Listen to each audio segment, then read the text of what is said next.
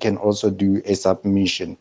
But if you also have, as I've said, if you also have information on this or you have questions as well, you are welcome to request the mic, and then we can talk about this. In the meantime, I will just share a few stories of what happens and what has happened in countries that were affected, or rather that are currently affected by the import of this frozen chicken.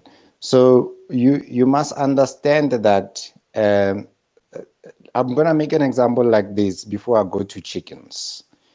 You see, in broiler farming, we buy pine shaving. So that is the bedding for the chickens. And now the bedding for the chickens is a byproduct of the timber factory. Now, as a byproduct, they need to get rid of it. They get rid of it by either burning it or disposing of it in a green manner. And now, in the process of getting rid of it, the broiler farmers approach them and say, no, look, we want to use this byproduct of yours because it's a bedding for our beds. Now, they start noticing that, okay, so this thing is a waste product for us, but it's a business if we sell this waste product to the broiler farmers. In the same manner, with the chicken that we are getting from Brazil, this is what happens. The people in Europe prefers white meat, which is mostly the chest of a chicken or the breast of a chicken. Now, they don't eat brown meat. They don't eat the bone meat. Now, that is what the Brazilians are supposed to dispose of. As I've already said about the wood factory, imagine now a person who comes and his core business is to produce that fragment or that pine shaving, and he must go and compete with a person who produces it as a byproduct. There is no way that you are going to be able to compete with them on price because they want to get rid of it anyway. And that is why it's called dumping.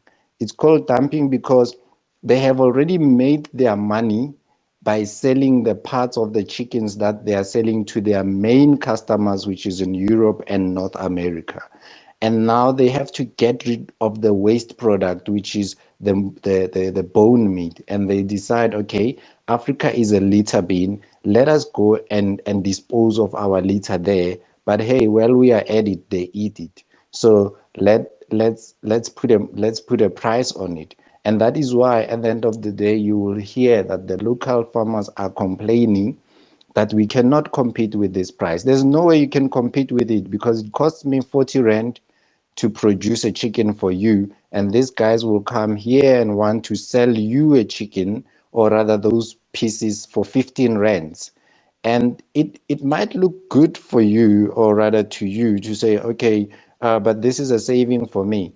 Initially, yes, but in the long run, what happens and what has happened is then your big employers, they start retrenching because they cannot compete with these pieces of chickens that are coming. Thousands of people lost their jobs when Rainbow closed some of its farms in KZN. And it continues to happen. This is happening throughout Africa. As I have mentioned, there's other African countries that import about 81% of their meat. That is actually a problem. And I looked at their farmers and asked questions, why is it that you are importing 81% of meat? And it happens that they had a very solid functional poultry industry, but it went down as soon as it was flooded by these foreign imports, and the local farmers started seeing that it's not worthwhile. And now what happens is, because this is something called predatory trading, as soon as they realize that Bob Buy Black Label Table Shaker are no longer producing chicken, they start now increasing the price of their rubbish, which they've been dumping here, because now it becomes business. And you end up eating that, and you start wondering, where are the local farmers? And it will be a situation of, but Africans are lazy. Why don't they produce their own food? So this is basically the crux of it. This is where we are sitting.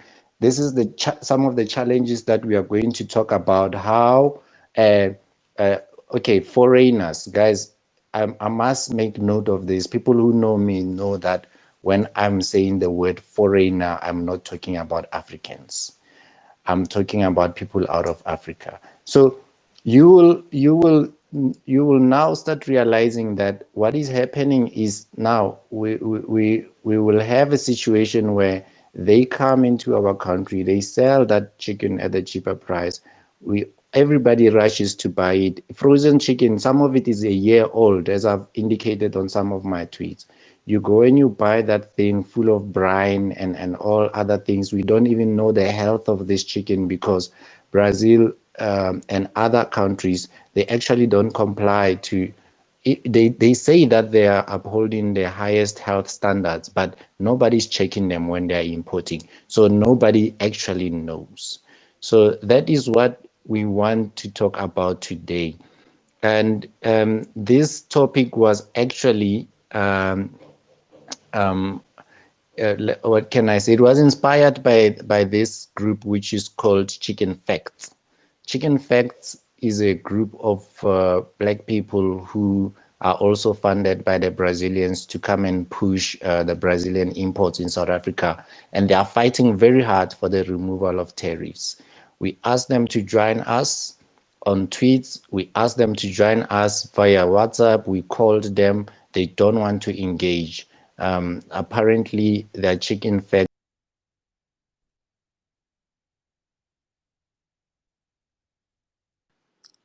Okay, I hope Abutitsu network is not going to take us down. He did mention at the beginning of the space that he might be experiencing network problems. Okay, I see he's back. Um, but before I give him the mic again, I would like to invite Abuti Temba. He's actually a representative of Fair Play, Abuti. I would like to invite him to request the mic. I've been sending him the invite. I don't know if he's unable to see it, but if you can just request Temba so that after Abuti Tsohang's submission, we can just give you the floor.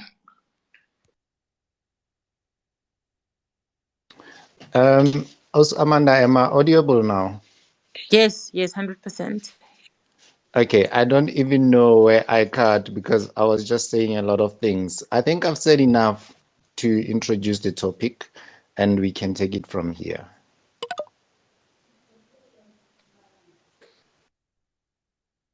Okay, Uputemba is currently on the floor. Good evening, Buti. Could you please just introduce yourself to everyone and tell us about who you are and your organization that you work for?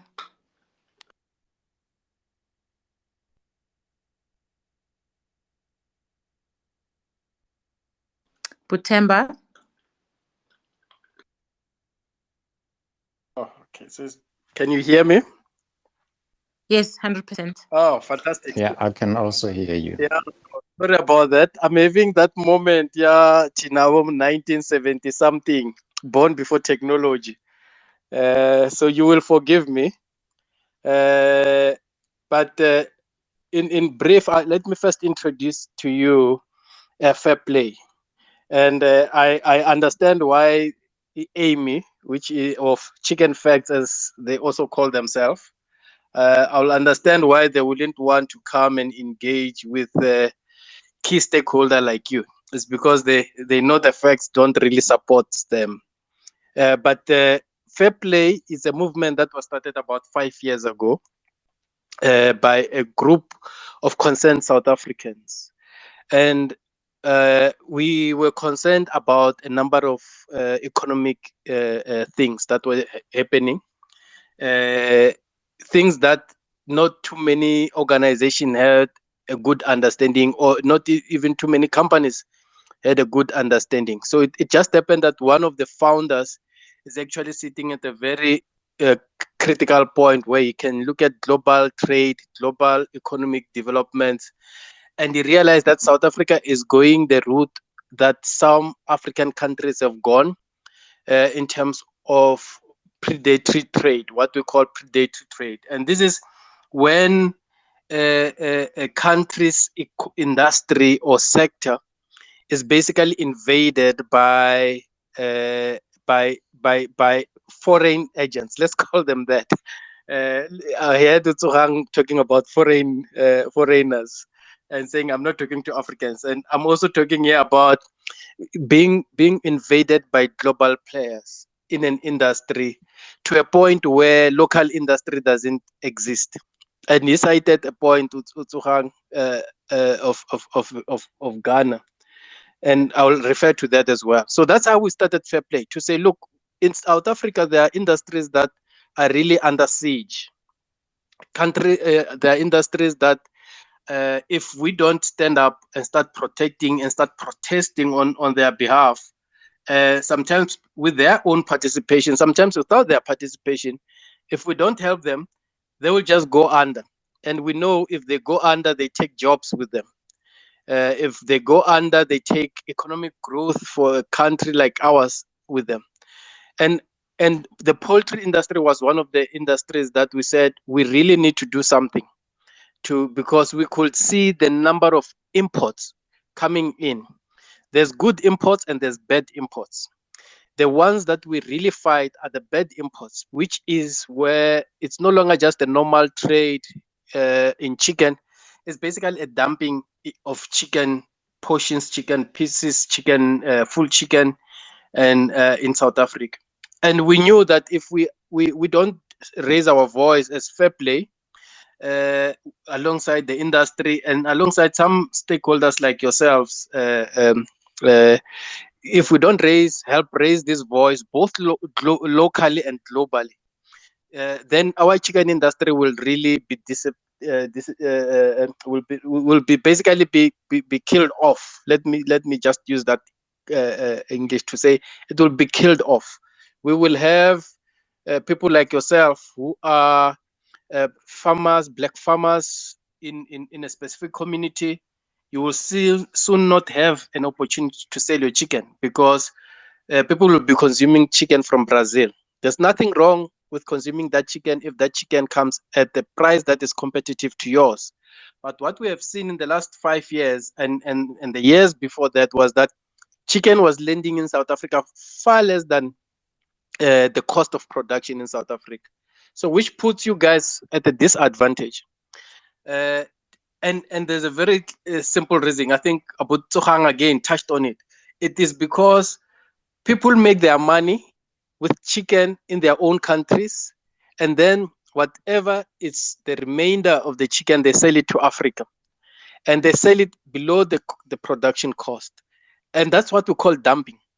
And we said if we don't stop that happening, we won't have an industry in South Africa, because what will happen is that they will continue dumping chicken at a low price, and people are price takers. Let's be honest, our consumers are price takers.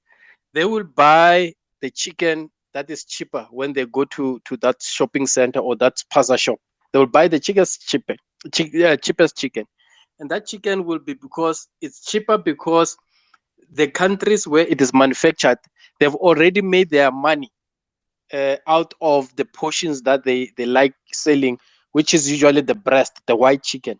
So they sell their breast at the profit, and then whatever is called the brown chicken, they sell it to Africa at below cost.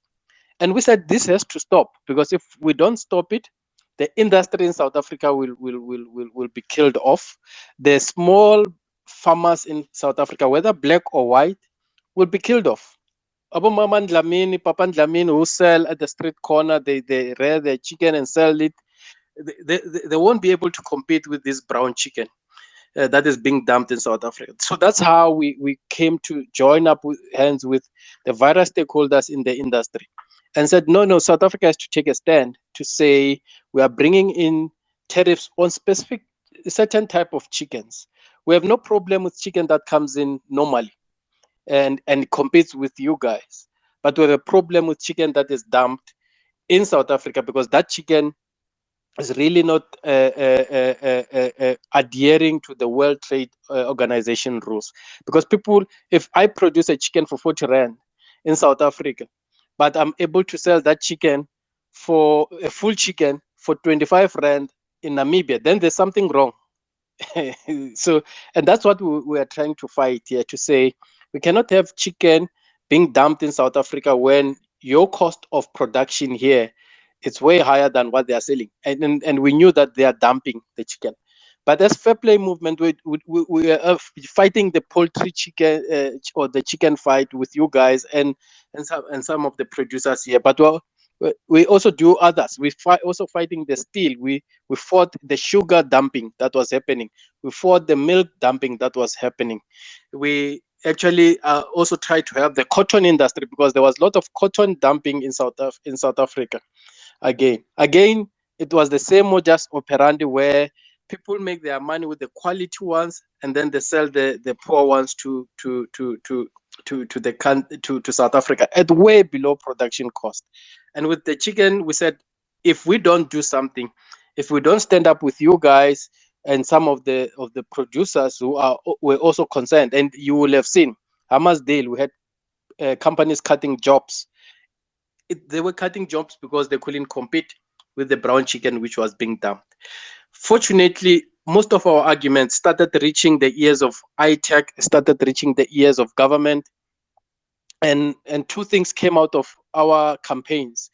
Let me take a step back. About 4 years ago, we had a big march in Pretoria with the trade unions that are involved in the food sector, FAO and them, because they knew the impact that dumping was having on the workers. So they understood our fight to say we need to fight chicken dumping in South Africa.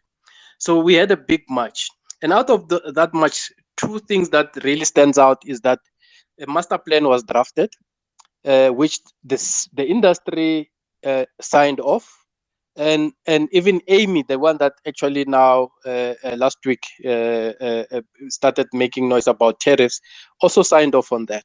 And what a key component of that master plan was the fact that we need to protect local jobs, and we need to protect local jobs, whether it's from a big player or a small player who employs 4 or 5 people. We need to protect it. We need to make sure that those people are protected by making sure that we reduce imports in South Africa.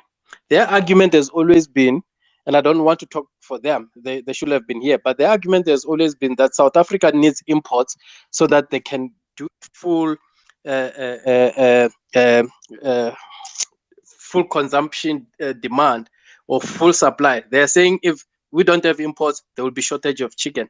I don't remember a year where there was a shortage of chicken in South Africa. Even in the last 5 years, since our campaign started, the tariffs that have been brought in and the duties that have been brought in have reduced the number of imports. But I've never heard someone saying we're running out of chicken.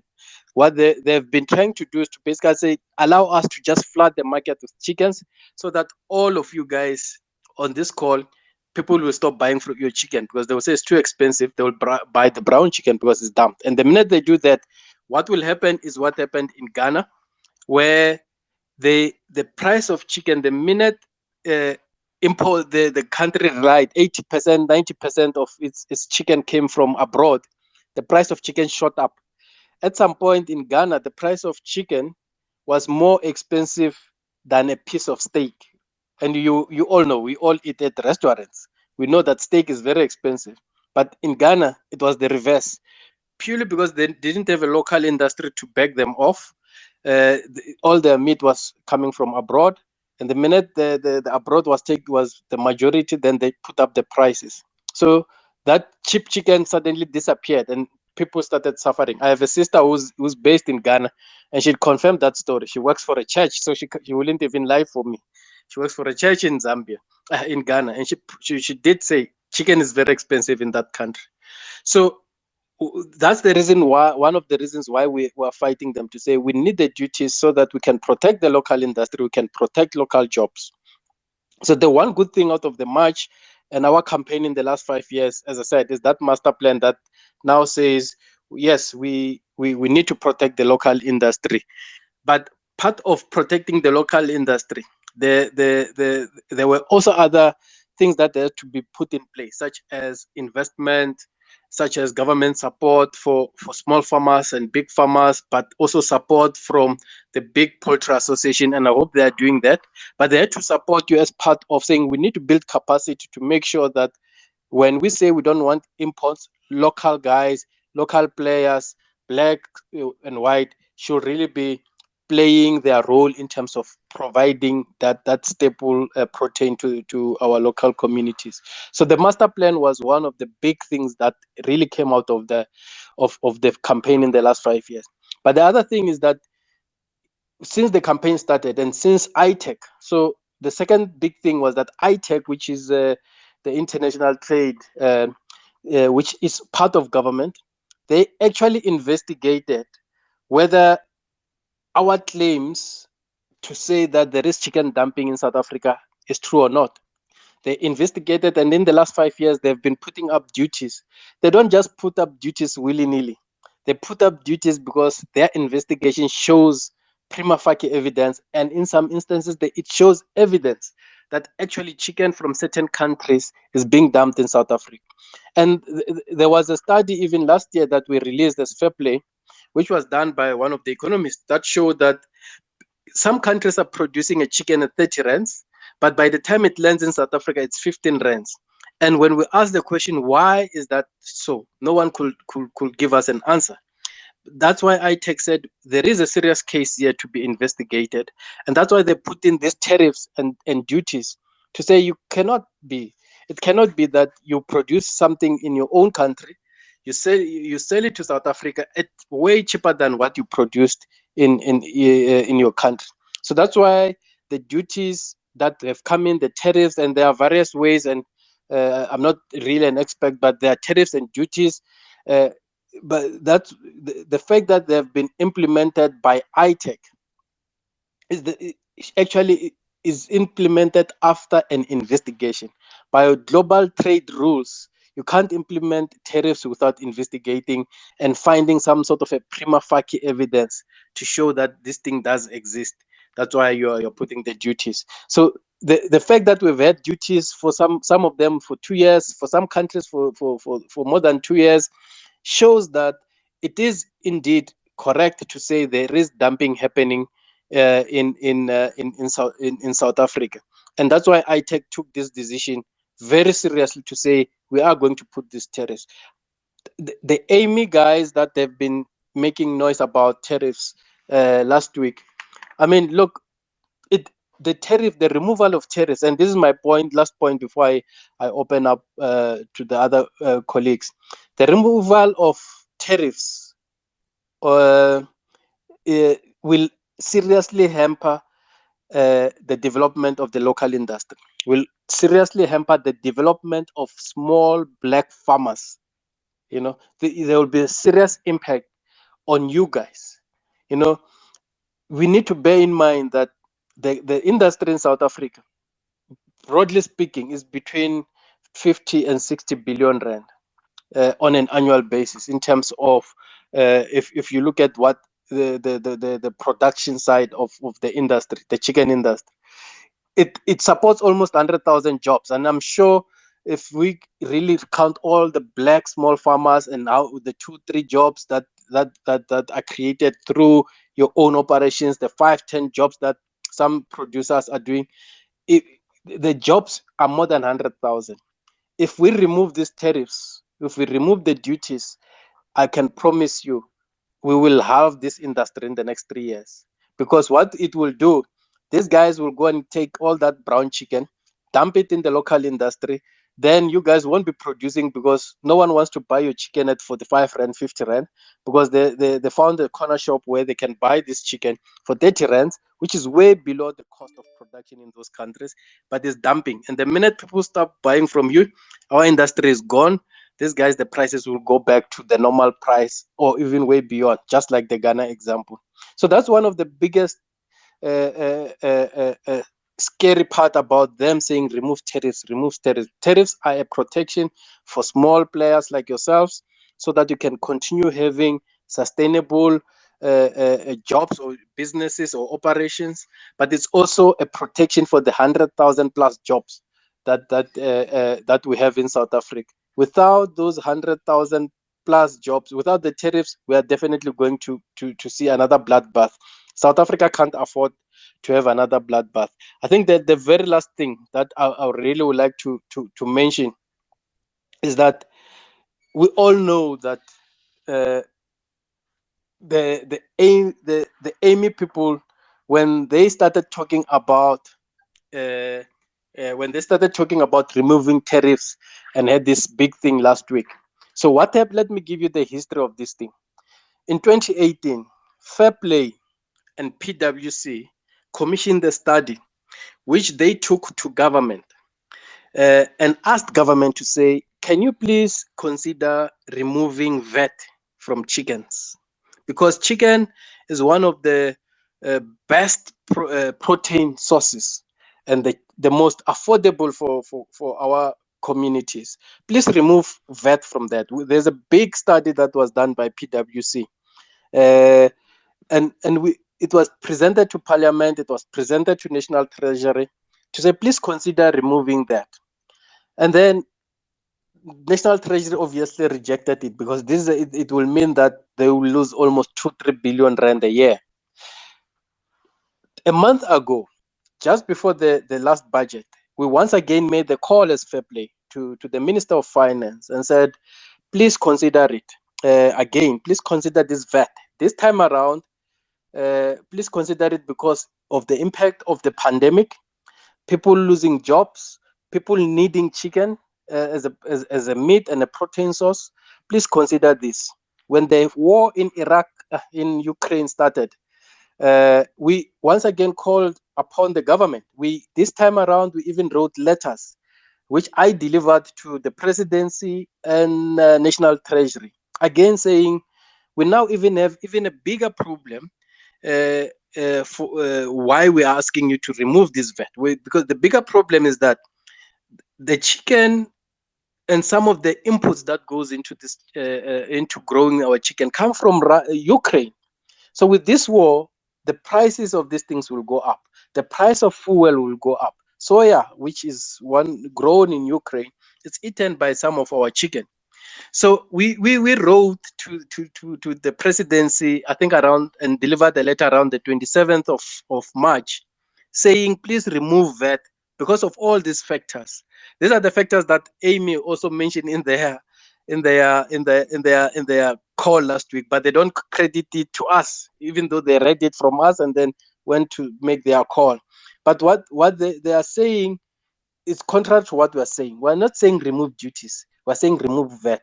Because if you can remove that 15% from the price of chicken, it reduces the price and it becomes less affordable. So I wanted to just make that point to say, yes, we do need affordable chicken. A VAT call which we made in 2018 and we repeated this year was purely based on making it more affordable for our communities that are currently under pressure, financial pressure from both the pandemic, losing of jobs, and now with Ukraine war, which just makes everything expensive. That's why we're making that call. So I just wanted to leave you with that, but I'm happy to continue engaging on this. Our view as Fair Play is that we need to basically consider VAT free chicken, but tariffs are important to protect the local industry. And we believe that taking out tariffs for 3 years in terms of price, it will be superficial. You won't even see it because they won't pass that tariff price. They are actually, if I was government being told to remove the tariff, I would be asking them, how much is this tariff on your price? Because no one will tell you that. Because even with a 62% tariff, they still make mega profits. Maybe a last point is that you will know of a story of one of the importers that was arrested in March, in February, no, in March, in beginning of March. One of the importers of chicken was arrested. They are currently appearing at the Johannesburg court. They actually appeared last week, Tuesday on the 12th, to show you that they make so much money. They were found with 27,000 kilograms of chicken that was not declared to SARS. That was going to filter into our local spazas and be sold, or supermarkets, and be sold very cheaply. On top of them getting it very cheaply already, and on top of that, they try to bribe the police for 800,000.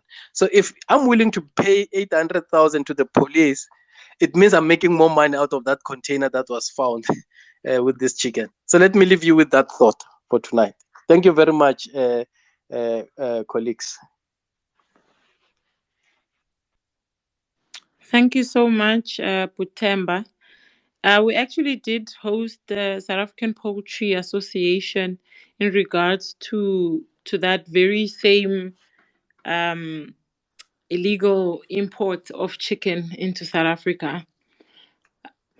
So there's a thing that I read on the internet that was talking about how importers are actually not abiding by the rules of the strict rules, the health regulations in regards to their chicken. Yeah. So salmonella and all these other diseases that poultry may carry, they don't really abide by those rules. And SAPA was trying to appeal that case to say that it's not going to affect the AGOA agreement, but they would like for them to stick to the health and regulations of South African poultry. Yes. So, what I wanted to find out if you are aware of that, Yeah. and did it ever happen that they were enforced into these rules? Yeah. So that's a very good question. So one of our big campaigns, as well as Fair Play, is that government should formalize or establish a formal government managed food and safety agency, because we are concerned as well about this about some of the meat that comes into South Africa, uh, because there's very lax, and unfortunately for the Department of Health and Department of Agriculture, I think who should be running this food safety agents, there's very lax inspection of the chicken that comes into the country. So as it hits the custom side, most of it just comes into the country without a proper inspection to make sure that there are no any safety challenges with on that meat. So we've been calling government. We've actually engaged the Department of Health and the Department of Agriculture on the formation of the safety food safety agency. Currently, there is a private one, I think one or two, that government uses, but it's under resourced, and we think that is a recipe for another listeriosis. You will remember listeriosis that we had and killed some people in South Africa. I think hundreds, about 200 people died from listeriosis. It's because we believe there's not one big government agency that basically checks each and every container that comes into the country to make sure that that chicken doesn't have any other disease that might be that might cause a safety challenge for South Africans who consume it. When the economy was closed in 2020 due to the pandemic, we actually picked up as Fair Play, because we've got partners around the world. We picked up that on the sea at the time there were lots of ship that was carrying chicken that was coming into South Africa. And we started raising concerns that our economy was almost closed for 6 months. So if the ship was already loaded in Brazil or somewhere in Ireland or wherever it was coming from, leaving for South Africa, that ship technically spent almost 6 months on the sea, and we don't know when the chicken was slaughtered before it got on the ship. So let's say it was slaughtered 2 months before, and then it got into the ship. Then for 6 months, probably it was just circling before it was allowed in, because our economy was almost closed up for almost 6 months.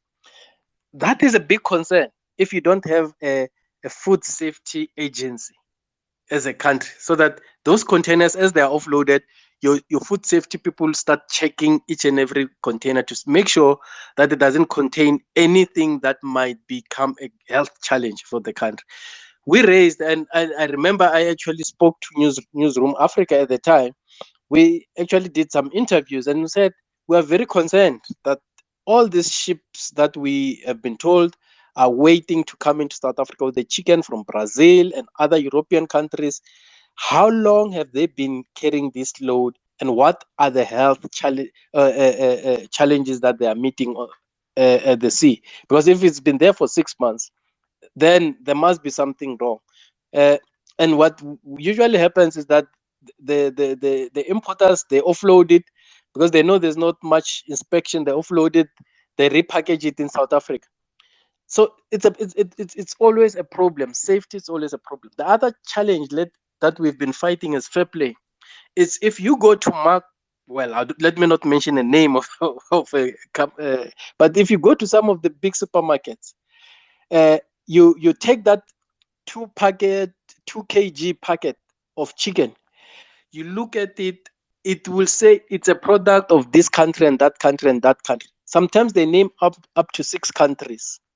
What the importers do is that they offload a container, they start repackaging this thing, and because they are mixing all the chickens, they don't know where the drumstick that you'll be eating tonight, it actually might be coming from Brazil, but the thigh might be coming from Ireland, but it will be in the same packet. For us, that's a safety concern that we've raised with government to say, if I was to eat a thigh that is infected with salmonella or something else, and I become sick, and I show you the packet where I took the chicken, you won't know where this comes from. So there needs to be strict regulation and inspection of this chicken that comes from outside the country.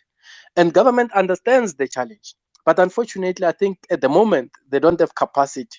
We've been working with them, and even asking for assistance abroad with some experts that we know, to say please help them come up with a framework that they can start using to form a food safety agency, so that those kind of things can be avoided, where one packet has six different pieces coming from 6 different countries that you don't know what other diseases they are carrying. So it's a problem. Safety, food safety is a big problem, and we have campaigns as Fair Play. And if you go to our website, you will see these campaigns that we run on food safety. We had a webinar last year where we had invited international experts and government and said, look, come, let's talk about this food safety, because we cannot risk having another listeriosis outbreak or a big salmonella outbreak in South Africa because the chicken was not checked, and you can't even tell where it's coming from because the packet says it comes from 6 different countries and you had 6 pieces in that packet. Just as a side note, uh, South Africa spends 6.1 billion on imported chicken. Yeah. So you would wonder how come they don't use that money to actually subsidize farmers in South Africa. I don't understand. I do know that the reason why we're sticking to this, uh, allowing them to import chicken, is because of the AGOA Yeah. agreement that was signed by our previous president. Yeah. And I do know that he didn't want to sign it, but sanctions were threatened against us. Yeah. So he ended up signing. Yeah. So that is very unfortunate. I would like to invite you guys to come up and ask questions or give points if you have any points. And there's a tweet. We're trying to link it to the space, but we're struggling. So it's talking about the duties that were implemented, or the tariffs that were increased, which by ITEC, which Yeah. caused the, the the the imports to actually decrease because of the Yeah. increment of tariffs. So Yes. I've tweeted about it. You guys can see it on my timeline. But what I also realized is it started in Jan and it's ending on the 14th of June. So I just Yeah. wanted to find out, is it possible that they could take them down, or they would remain the same or increase them, if you know anything about Yeah. it? Look, we submissions have been made uh, to actually increase them. So I know that the South African Poultry Association has made its own submission. We have made our own submission to say you cannot take them down or remove tariffs at the moment when our country is in such a vulnerable state. The poultry industry, if you take them down, if you take it down, it will literally be wiped off. The tariffs as they are, we believe they are not high enough. They need to go higher. And why do I say that? The fact that the importers industry is still sufficiently profitable tells you that the 62% is not making any impact on them. And it means that if they want, if they were able, they will be bringing more chicken. Remember, there's good chicken, there's good imports and bad imports, as I said at the beginning. Uh, it's the bad imports that we're worried about. And the fact that they still making noise and the Brazilians are putting a lot of money into their campaign in South Africa. Even the Brazilians have made a submission to say they need it to be removed. But we're saying we cannot remove it at the risk of losing jobs. We cannot remove it at the risk of killing off almost, I think the last estimate, and I might be wrong, you guys know it better. We were told that there's between 20 and 30,000 small farmers, and small farmers are people who will do like 1,000 chickens, 2,000 chicken. We're told there's 20,000. If you remove the tariffs, and ITEC is aware, if you remove it, then you are basically putting these guys at the mercy of dumped chicken, and their livelihoods will be at the mercy of the dumped chicken. Our view, and we support the view of the local industry, and we'll appreciate your view. And I think it's very strong here that if you remove duties today, you open up the floodgates to this dumping and then the dissemination of our industry. We will be wiped off as a chicken industry in South Africa. So we are hoping that ITEC hears this call. They have seen the results with some rainbow chickens of this world closing down factories, saying we can't compete with this dumped chicken. They've seen it. So if they want to see more uh, out of the 100,000 number that I mentioned of people who are employed in the sector, if they want to see it going down to 5,000, they should just remove the tariffs and the duties, or even reduce them. We believe that they are very low. They need to go higher so that they can protect and we can build more small black farmers and and chicken growers. Abuti, I feel like I've just been shooting. Are you there? Yes, I'm here. You're doing well. I think we can. Okay, we have one request. Let us take Nduna and everybody, anybody else who would like to come up, ask a question or your input. So you can also tell us, I mean, because like I said in the beginning of the space, that we don't want to be one-sided. We did invite people who are for the removal of tariffs. Unfortunately, they have a policy of not wanting to engage the affected people. So they're not here. If you are one of them, you're welcome to join in. We won't tell your employers and tell us why you think that the removal of tariffs is good. So yeah, I had a list of questions. You know, also Amanda, I had over 21 questions for these guys. So I'm really just happy to listen to Mr. Temba right now because I can see that it's futile for me to have these questions. They're not directed to him.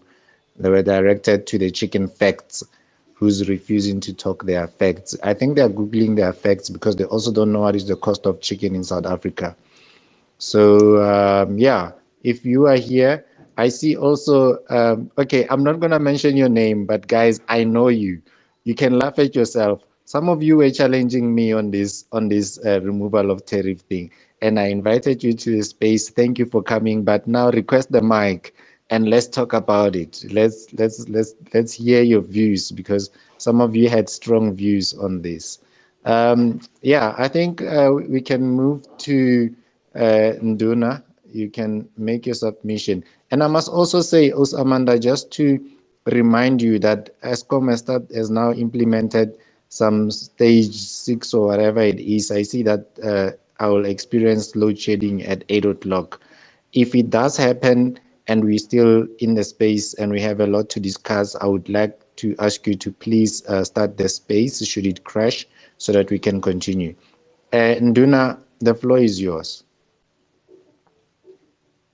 Good evening, by Black Table Shaker, Mr. Temba. I see my brother Zazo is here. Good, good, good presentation you did there, explaining why tariffs are important and why we, as the small scale farmers, still need tariffs to be there to mitigate the amount of chicken that enter our borders. But by Black, I thought you convinced, what is it, Chicken Facts, and what is the other people? Where are they? And I was really looking forward to it because yourself and Table Shaker were on this individuals like ticks on a dog. So I really My thought they would brother, come. let me tell you, my brother, let me tell you, they created a WhatsApp group. They invited a lot of people, including myself, on that WhatsApp group. I challenged them there. That's where I started challenging them. I'm I'm I'm suspecting they're going to remove me any minute now. I called them even in that group and said, guys, come and join us here. Let us hear your argument because we don't want this thing to be one-sided. No, they're getting instructions from somewhere. They were instructed not to talk to us. They can only tweet, and before they tweet, their tweet needs to be approved by some guy sitting somewhere I don't know. So, unfortunately, my brother, they refused. I have proof to show you that they refused. Even Os Amanda is on that group where they invited us. She saw the WhatsApp thingy. They said, no, we're not coming. Unfortunately, my brother. Now, man, big ups to you and Table Shaker for really staying on them and encouraging them to come and complete their cases. It would have been good to hear what their intentions are with the South African chicken industry. But then again, I also take my hat off to yourself for inviting Mr. Temba here to come and speak and educate the people on why tariffs are important. I think it's very important that besides just getting into the business, and you and I are always talking of how some people get trapped into the romanticized story of you become a billionaire when you farm. At least you invited Mr. Temba to come and explain what they are doing to try and support, so you don't have chicken farms like Rainbow Chicken. I won't lie, here in Namibia, I only knew one brand of chicken, actually two, and those were both South African. As I mentioned, Rainbow Chicken. I think there was one called Country Fresh Chicken, if I'm not mistaken. Those were the two brands that I had. And Rainbow Chicken, that uh, bucket, the gizzards came in. You know, back in the day, life was tough. So I used to use those buckets as my lunchbox. So that's how I know Rainbow Chicken, because I grew up knowing the brand of Rainbow Chicken. Yeah. Probably one day when I do travel to South Africa, I'll one day go visit their factories. But I'm hearing from you, by Black and Table Shaker, that they have started downscaling some of their production. That is really unfortunate, you know, because we need this South African owned companies that work to the benefit of the local people and also partner with you guys, you know, Table Shaker, Buy Black, and the other small scale farmers to be able to also bring money. The one problem that I had, and I heard what Mr. Temba said, and I do agree on what you said, sir, that these big multinational companies, you never really know where the chicken is coming from or the meat or the milk is coming from. You don't know what the health standards are in that country. You know, for us, one example I can give was with us, it's the beef. In our country, it's divided in two sections. You have the northern, you have the southern side. You have countries saying that they don't want meat from the northern side of the country. And very shocking, a country that doesn't have the best health standards. China was refusing meat from the north. And I was sitting there and saying, but Mm, China, you don't have the best track record when it comes to animal health and making sure that the production of mm, food is hygienic. But yet you guys have the liver to say, we don't want meat from this part of the country because of X, Y, and Z.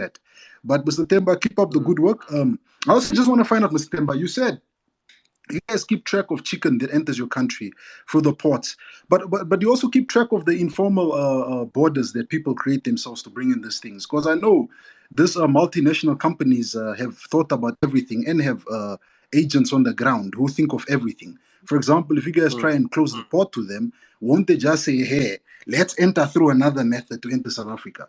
Or won't they just Yeah. buy, or won't they just buy a farm in South Africa and pass that off as it's a chicken farm in South Africa, but the chickens being slaughtered and brought in are not South African bred and raised chickens? So what is the safety net you guys have put on to prevent? Because these guys are very smart. You know why I asked this question, Mr. Timber, is because I saw with your with your honey farmers there, some honey farmers aren't really allowing the bees to produce honey as it's supposed to be. Some of them are adding Mm. sugar to the honey and they're just cooking it in a big pot. So what is the mitigating factors that you guys have put there to prevent something like this to happen? Table check, you can go check it out. It's on Kaplanche. I'll share the link, then you watch that video. But yeah, Mr. Tembo, over to you, Sure. sir. Sure. Yeah. No, no, thanks. I mean, it's a very good question. So, what we can do as a movement really is to edge government. So, unfortunately, if we like just like we're doing edging government to actually set up a very strong food safety agency, we actually have engagements with SARS, who basically have to be looking at the borders, where we have engagements with the Department of Agriculture, which should be funding the food safety agents, and we point out to them where we think the loopholes might be, you know. And you mentioned a very good point. So you can actually have a very good system in Durban or wherever, but these guys are very clever. They will always find a way to get the meat here, you know. You probably have heard of things called round trippings and things like that and like that. So there's a lot of ways, but I think the biggest safeguard, the first one really, is us on the ground. You know, it's us as chicken producers, it's us as chicken consumers to start questioning where it comes from and how safe it is, and start pointing out to SARS and government. Actually, we also encouraged SAPA and other producers to say, start encouraging people to call you if they find something that is amiss in their chicken, or in their own areas. If they start seeing that, the chicken that we eat here is actually not South African chicken, ask them to start sending you pictures of this chicken, so that you can investigate. Because we know there's the under capacity of SARS, customs, the Department of Health, or Department of Agriculture. If they point it to you, you can take someone and go there and say, please deal with this thing directly. So I went to Hammanskraal the other day, and I was meeting some small chicken farmers. Maybe might know Ellen and the Stockfell group, you know. And I went there. We were doing some TV program on chicken dumping for a German TV, and after that, I went to one of the local shops there to see where the chicken comes from. And one sponsor shop assured me that chicken that I actually bought, I bought one full chicken. They said, no, as you can see, this it's from here. But the one of the big retailers there, it had a full chicken that was not South African. And I said, but do you know where it comes from? Do you know how safe it is and things like that? So it's us on the ground who can also become those.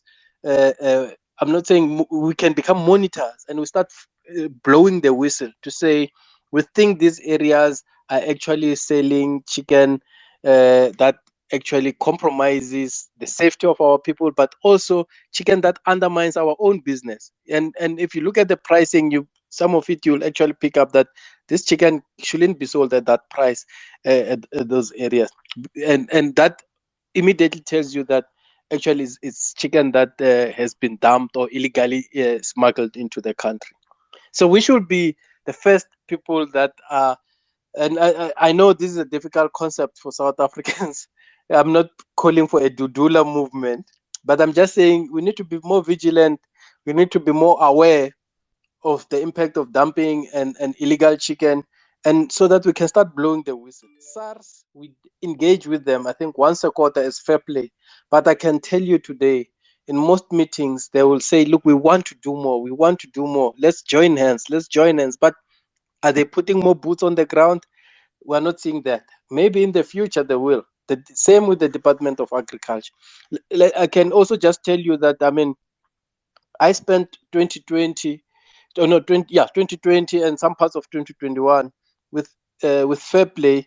We were talking to all the 9 provinces, talking to the agricultural departments, talking to the developmental agencies on how they should support small chicken farmers, but also how they should help the small chicken farmers be the guardians or be the monitors and help, come up with mechanisms in the different provinces to say, let's start monitoring, so that we're on the one hand we're not supporting small chicken farmers, on the other hand we're allowing illegal chicken or dump chicken to flourish and then kill the very same investment we're making. So we are doing our bit, but because we're not government, we can only be limited to trying to convince people to do the right thing, set up the right structure, such as the Food Safety Agency, set up tight controls at the borders, and things like that. So that's what we can do for now.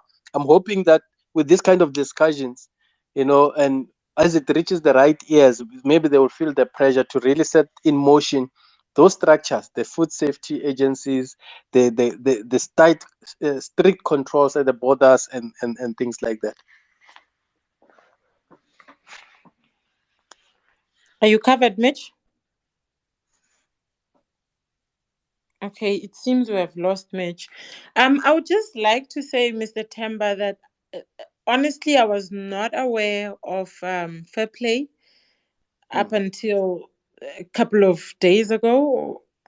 We after we had invited South African Poultry Association, we did say to the director that should there ever be a need for SAPA to go to union buildings to go plead or to go burn a candle or a tire, we would definitely be available. And there wasn't anything much that was done with that connection. So as a result, we did feel that as small scale farmers were actually not represented. We were not represented by SAPA. They Mm. are not fighting for us. They are not standing for us. That is how I feel as a small scale farmer. And Sure. I'm sure that a lot of other farmers are feeling the same way. Yeah. So that cannot be defended. It cannot be invalidated. There's a lady who Chicken Facts is in the space. There's a lady who invited me or tried to join or connect me with other people at SAPA, and there was never any communication. I was introduced in the email, but they never came back to say anything to me. So as a result, we felt that no, perhaps we should also form our own thing where we will fight for ourselves. That was before we knew of the existence of fair play. And would like to know, before we go ahead and do that, if there is a room for us. It's not Operation Dudula, but Operation Dudula is basically that Nhlanhla Lux guy. What he did was a Yeah. challenge in his community. So it Yeah. was illegal immigrants that were doing drugs or anything that was not good for the community. My operation to Dula as a farmer is any person or any organization that would be fighting against my success, against my ability to make profits in my business. So anything that threatens my well-being as a farmer requires me to be Operation Dudula in my space. So if there is room for something like that with fair play, we want to come. If there isn't, then you can tell us and we will start our own thing. Yeah. Um, I will encourage you to really formalize uh, as small, no, not, and I don't want to use the small chicken farmers, but as chicken farmers or black chicken farmers. I'll urge you to really formalize yourself, because what it will do, it gives you a voice. And I'm not saying you need necessarily to be an opposition to SAPA, but I'm saying it gives you a voice as a collective. And that's why I will, if you ask me, I will say, hey, go ahead. We will support you. We work with a number of small chicken farmers, but let me also be honest that sometimes it was a challenge, because you work with small chicken farmers, but you work with them as individuals. You are not working with them as a collective. And I think personally, if you were to formalize and say there's 100 of us or 1,000 of us, we are we have one voice. Even a government of today can start taking you seriously. Even SAPA probably will start taking you seriously. I'm not saying they are not today, but I'm just saying they will probably start taking you seriously because you are formal. I do know that SAPA, from my understanding, and I'm again, I don't work directly with them, but I do know that they were trying to have like black farmers joining SAPA. But you ask me, I would say it's better sometimes to have your own formal formation that start talking about the common things that you guys face on a daily basis. So it's not only about the impact of dumping, but also how do you access financing. So I get a lot of people calling me to say, I'm trying to set up a chicken farm, but the value chain people in this system are not taking me serious. They want me to have this and I want me to have that. Where do I get the information? So for me, that kind of formation from a black farmer point of view can help grow the the circle of black farmers. So that's what I will encourage. And then someone like Fairplay, what we will then do is to support your efforts, and where there are linkages that we can make. As I have said, I've spent a lot of time speaking to the different departments of in the different provinces and the different developmental agencies who say, yes, we are supporting small chicken farmers. If I know that there is a common organization, or an organization that sort of represent your common aspirations and common challenges, then when I go to KZN next time to talk to the Department of Agriculture there, I say, here's an organization that you need to be talking to. Currently, I mean, when we were talking previously with them, it was more like them telling us that they have a program for chicken farmers, but I don't know how many chicken farmers are in there. So a formal voice, a common voice from your side, for me makes big sense. And you can take that common voice and say to start challenging SAPA, start challenging the DTI, which is the custodian of the poultry master plan, and say, as black farmers, these are still the challenges that you guys said you will solve with your master plan. So that will be my encouragement from where I stand. Thank you so much, sir. Without wasting any more time, before Abuti gets cut off by load shedding, I would like to give him the floor because Chicken Facts is in the space. Oh, thank you very much. We have load shedding, but it seems like Vodacom is holding. Yeah, thanks for the information, Abuti Temba. And I know Aus Ellen, I'm part of Isondo Farmers Cooperative. Fantastic. Yeah, the farm that you are doing an interview at is actually my farm. Thank you very much. Yeah, so people don't really know about your farm. Yes, I couldn't hear the language, but I saw that these guys were at my farm. Quite interesting. All right. Yeah. We would like to give an opportunity to Chicken Facts, and I would like to thank them for joining us because I've been following them and reading their tweets. They are for the removal of tariffs. And I do have a few questions for them, but I would like them to take the opportunity to introduce themselves and make their submission, and we can take it from there with the questions that we have for them. Thank you very much. Chicken Facts SA, you can go ahead. Steve, thank you very much for inviting us and for actually opening up this space. Based on what we've been hearing, it sounds quite informative. I would like to just start off with a disclaimer. As Chicken Facts, it is our intention to not get into a battle, to not get into a fight, or to challenge. We do implore people to perhaps ask questions, and we don't expect individuals to always receive what we're taking, but it shouldn't be with a fight. And this is why we may have not responded to all of your messages.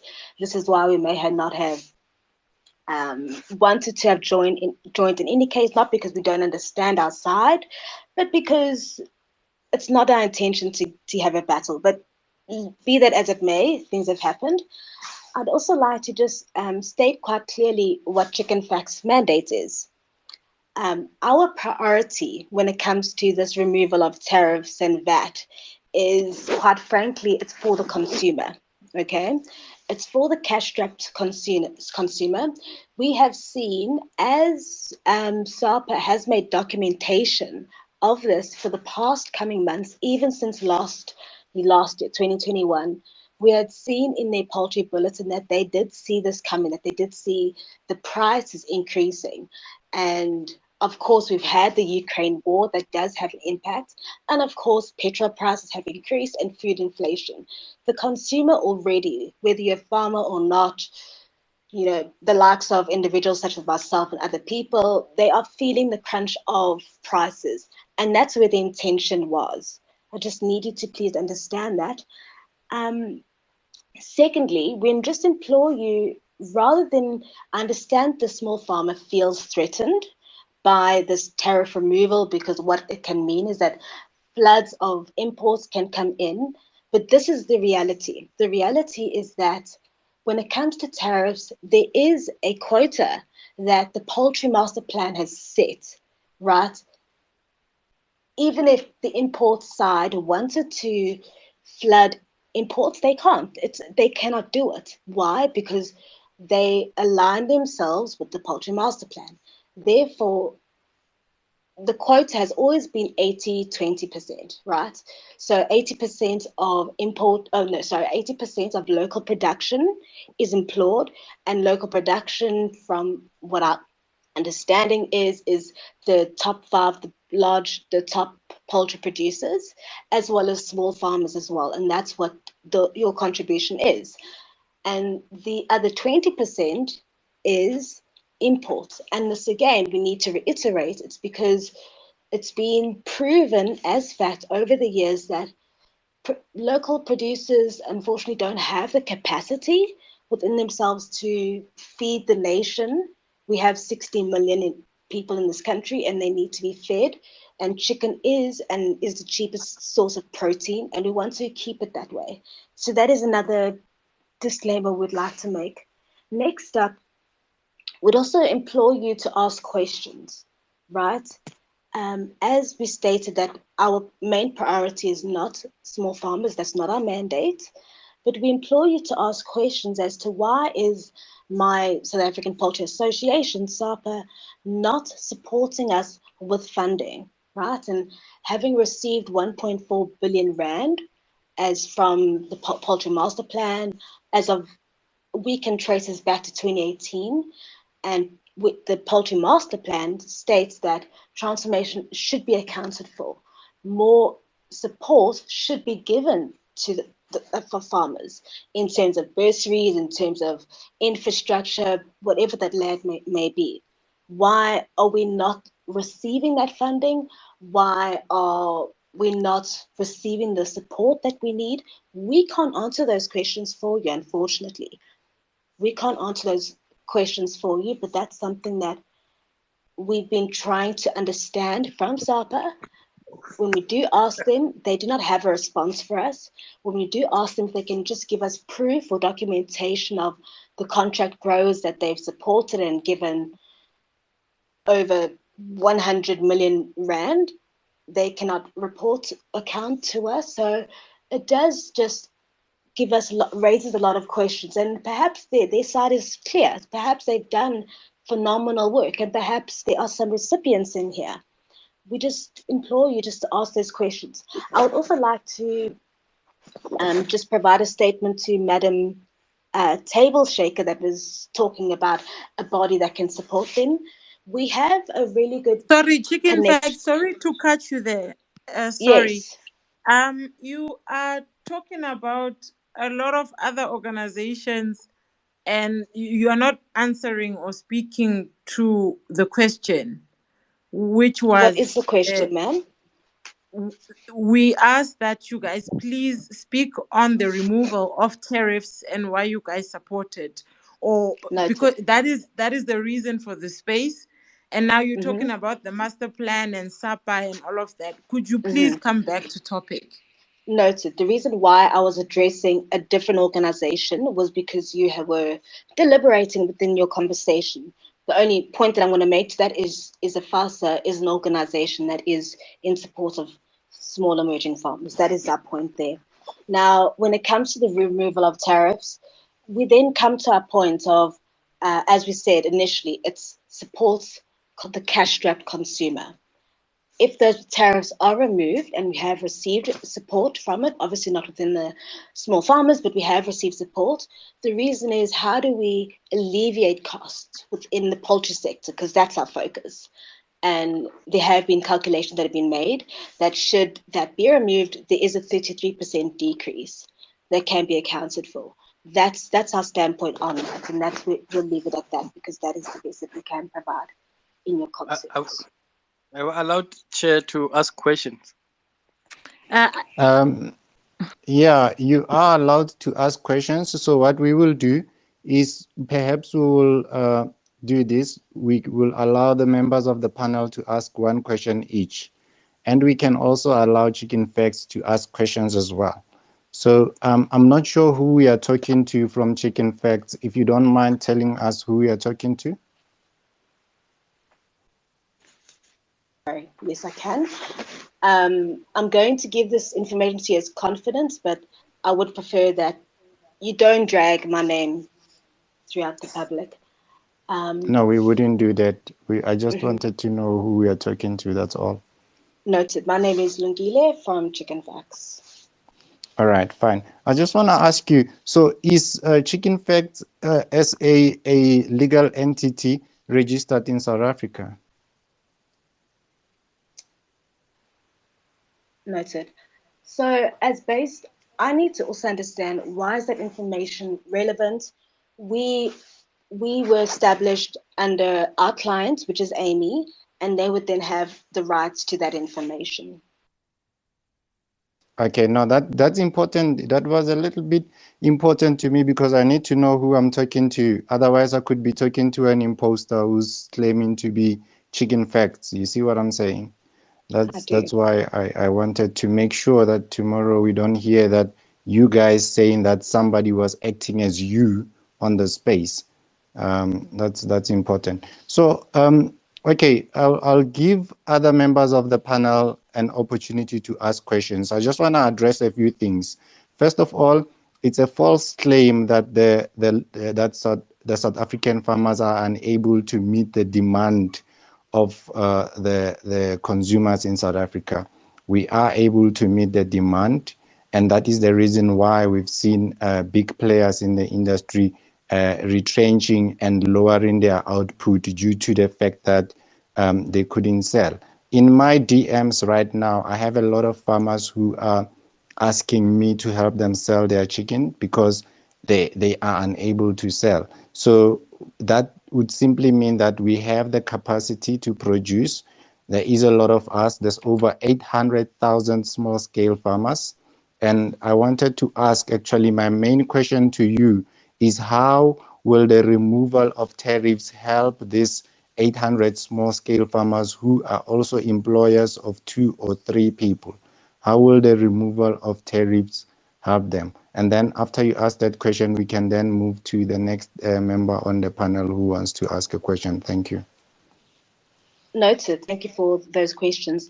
Now, in terms of number one, based on everything that we've found from a number of organizations as well as individuals that we've spoken to in the space, that is the truth that we found. However, because you are saying that this is not, I mean, that's a very big claim to make. And I can't say on the top of my head what where and how Okay, that is. I just want to find Can you? out, is it a claim when I say to you that South African farmers are able to meet the demand of the South African market, and it's not a claim when you say that they are unable to meet it? All I'm saying is I cannot prove it as fact as yet. I'd like to find a way or an avenue in which you have access to that information that we can dive in and perhaps settle it, because that is what we understand. That is what we have found out from years of this research. So I'm not saying you're wrong or you're right. I trust that you are right. We just need to find a way to, disclose it and find it as Uh, fact, because that's what we're trying to do. okay, Now, fine. your second question, yes. All right, you can go ahead with the second question. Thank you. Noted. So the second part is, what are we going to do? How is the tariff removal going to help local farmers? To be honest, once again, our first priority within the tariff removal was consumers. So we don't have a solution as to how it impacts your local Okay. your Are local you aware? farmers. Yeah, yeah. That's fine.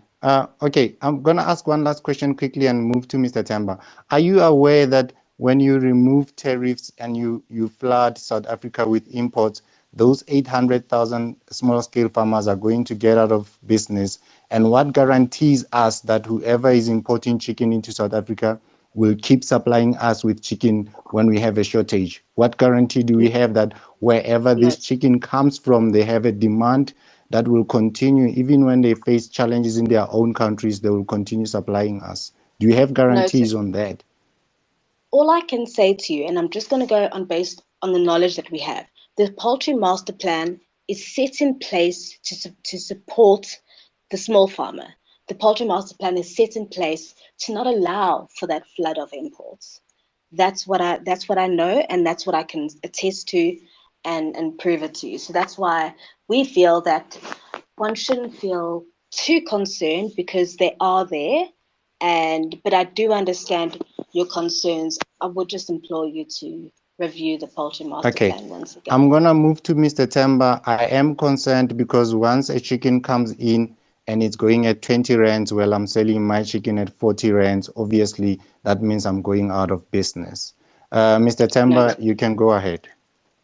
Thank you very much, Chair. Lungile, I'm glad you joined, um, because there are a couple of things that doesn't make sense in your story. One, you are saying your priority is the consumer. That's why you want tariffs gone. There's no way. Your priority, the tariffs only benefits AMI members, the importers. The consumer doesn't know what is the tariff on the price of chicken. So the consumer won't even know, if you remove tariffs or duties tomorrow, that my chicken has gone down 20 rands because there's tariff. So the only people who will know are the people who are going to flood the market with chicken and start jumping chicken. So your statement to say you are supporting consumers in South Africa, it's false. Yeah, you are supporting your members who benefit from tariff removals. There's not even proof that you will pass this tariff the removed tariff amount to consumers. What guarantees was the question? You can't even say the chicken price will come down by 30%, because you'll be held to that if it was to happen. You can't even guarantee that the current jobs that are there because of local farmers, like the ones that we're talking to, will be there in 3 years' time. Because we know stories in Ghana, we know stories in other countries in Asia, where the minute there are no protection for local producers, whether small or big, the flooding kills the industry. You know that. So you can't give guarantees here. You also made another false claim to say SAPA was given R1 billion, which the farmers must go and ask them to account where that billion, who gave them the R1 billion? Where is this R1 billion coming from? Where is it coming from? Let me tell you, it's 1.7 billion rand that SAPA members committed to invest in the local industry since 2018. And that money has been invested. That's why there's a new abattoir opening in Midrand. That's why there's a new abattoir opening somewhere else. No one gave them 1 billion rand. So you also made another false statement to say the small farmers must go and ask them, where's this 1 billion? Who gave them the billion rand? The master plan didn't give them a billion rand. If you think it comes from the master plan, it's the if you go back to the first investment conference that the president of the country held in Sandton, the local producers said we are going to invest 1.5 billion in the industry, of our own money, to increase capacity and create 5,000 more jobs out of that 5 billion rand, 1.5 billion rand, and that has happened already. So you might not know. So no one gave them a billion rand. If they were given a billion rand by the master plan, how much were the importers given by the master plan so that they create local jobs? Because I suppose if we increase imports, there will be more people who are handling this thing by repackaging them, putting the water in the chicken, repackaging them as new chicken.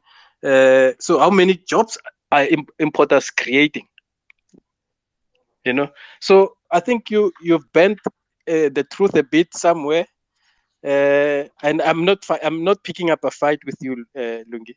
I'm just pointing out that your story didn't make sense, and there were areas where you basically didn't understand what you were telling us. You are saying there's training. Yes, I have in front of me a master plan progress report, which talks about the training that has been done to certain number of categories in the sector. And I have it in front of me. So I would like to know, again, importers are committed to the same master plan. You haven't said what is it that the importers have achieved. So importers and exporters, AMI stands for importers and exporters.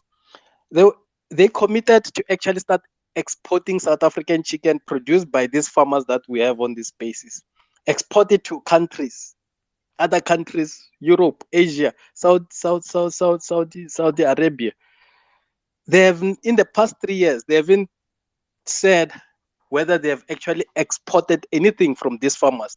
It will be very good for AMI to come to these spaces and say, you guys here, the 34 or 40 of you, we want to come to you and take your chicken and start exporting it so that you make more money outside. Because that's what the master plan actually commits AMI. They have never reported it. So, and I have in front of me, there's training that was done. And it's not even done out of the billion rand that you said they got from somewhere where we don't know where they got it from.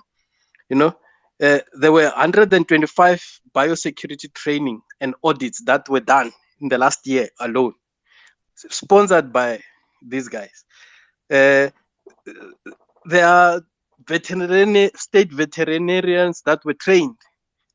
So there are a number of things. There's also programs to train black farmers, up to 1,000 of them. So some of the guys here might not be part of them, but there is these plans. But what is it that AMI has done on the side of the master plan? So let me stop there. Thank you very much, Mr. Temba. I think that's a very clear question. Let us hear from Chicken Facts. Thank you. Temba, I really What is it appreciate that you all have of done? those. Yes.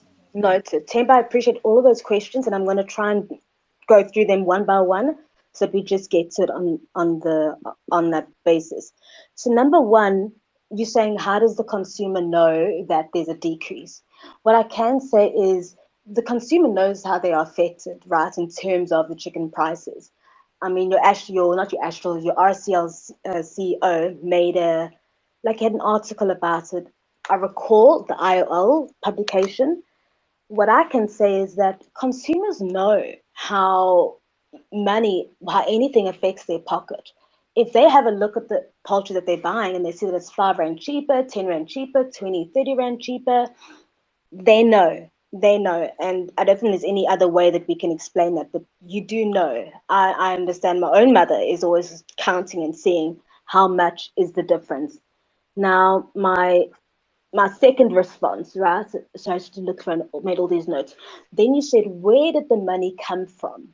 Now, I can 100% attest to you that we have looked at, we've actually been investigating this quite some time. We've looked at the Astral annual financial statements for 2018, and it can be proven that that 1.4 billion you write didn't come from the sky, didn't come from the Poultry Master Plan. It actually came from Astral, and that was then therefore transferred to SAPA. And the intention, and it has been written as a No, no, statement no, in no, the, no, no, no, no, no, no. what's You're this wrong. problem, sir? No, no, you're But wrong. sir, It, may I please you're, it, finish what I'm saying, and then you'll have the floor? Just give me a okay. moment to finish what you're saying. So all I'm saying is that that annual financial statement in 2018, just to note, it was in 2018, it came from Astral with the intention of supporting and building the infrastructure, whether it be automation, whether it be XYZ. And we applaud Astral for sending through that investment, and we are grateful for that because, of course, obviously SAPA needed it and they needed to make their own commitments. But we just need to note that that is where it comes from. More on that to come. But please continue, Tembe, and I will continue with my points. Sorry, may I please just interject there? When you guys say that your main priority is the consumer, Yes, ma'am. do you guys actually also research the health and safety standards of the chicken that comes into South Africa? Because I do Much know noted. that SAPA, please mute your mic when I ask my question. I do know that SAPA was trying to fight for the implementation of strict rules as they apply to South African poultry producers to avoid the spread of diseases like salmonella in the country. So, when you guys are doing your studies, do you actually go through the process of checking the health of those chickens, and what is it saying if you are?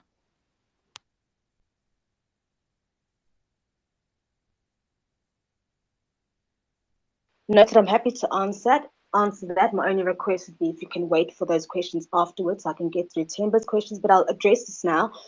Health and safety it's a huge factor, and we certainly acknowledge that. And the salmonella issues that had happened, perhaps in the past, have been cleared, and they have been cleared since 2016. Why do we know that? We have actually been to those farms to check it out for ourselves, even before this platform was formed. So, yes, ma'am, that is so. But also, health and safety is also something that I would also implore you guys, or not implore, sorry, I would also encourage you to look at is that Temba mentioned that exporting, that why has it not happened and why has Amy not done anything about it? I also need to be very frank with you. You are very right that it isn't meant to address the poultry master plan. And the poultry master plan is to allow for exports, to allow the large poultry farmers as well as your small farmers to export. The issue that we have found, and this is something that we've been trying to understand and investigate and get to the bottom of, is that we found that I'm not going to generalize, I'm going to be quite specific. Astral CEO Chris Scooter has made announcements in the headlines to say that we are not exporting. Just plain as that, we are not exporting. No, sis As Lungile, wait. I feel like there's no I'm sorry, ma'am. punctuations. There's no punctuations. There's no. Are you done with answering my question? I asked you a question about the health and safety of the chickens that are being imported to South Africa, and you are all over the place. Are you reading your responses? All right, let me start again then. Now, I'm addressing your health and safety, but I'm addressing it in two parts. So I'm saying, A, in terms of salmonella, that has been cleared since 2016. That's my first point. My second point is you mentioned exports. So I'm getting to the exports point. It is a roundabout way, but I'm trying to explain it in a way that's very clear. So when we're addressing exports, and this also responds to Temba because his question was first. Now, the reason why exporting is not happening is because it has been declined from the large producers, and government seems to be supporting that. Now, also, right, why is it that we are not exporting? We have found that in terms of South Africa exporting, they need to follow a certain protocol, specifically a certain health and safety protocol in order to export. So that kind of clears the health and safety question, but also it implores for both imports, right, what comes into the country, and exports. We cannot, the unfortunate part is, we cannot export our product to a market such as the EU. The EU is huge with multiple different countries. We cannot export because we don't meet those health and safety requirements. This is what I was trying to make my point. And I'd like to, I understand I might go in a roundabout way, but it's important that I need to make these points and try to break them down so that we kind of have a good overall understanding. Does that somewhat answer your question, madam? No, it doesn't. Well, it doesn't answer mine either. Guys, I've Temba? been asking to speak for I don't know No, how you long now. haven't been. It hasn't. Your hand only went up now. Oh, We'll give you a chance. I thought requesting was enough, and if you're accepted as a speaker, then you're allowed to speak. They will let you Oh know. no, yeah, we'll give you a chance, my sister. Don't worry. Okay, Um, thank you. you didn't answer my question. You said that your priority is the consumer. So therefore, my question in following on that statement, do you guys check for health and safety? Salmonella, there was another outbreak of listeriosis, which had never broken before. So there's other diseases that poultry carries. So do you guys have a way of making sure that those type of things do not happen? Because I know that in the AGOA agreement, SAPA went and tried to ask that, no, okay, if you guys are going to import things like pork and chicken, can you also follow the same health and safety standards that we are following in South Africa? And we know that it hasn't come to pass. So how are you guys making sure, since your priority is the consumer, how are you making sure in fighting for the imports, I mean for the tariffs to go down, how will you make sure that there isn't another disease outbreak that would make South African consumers sick?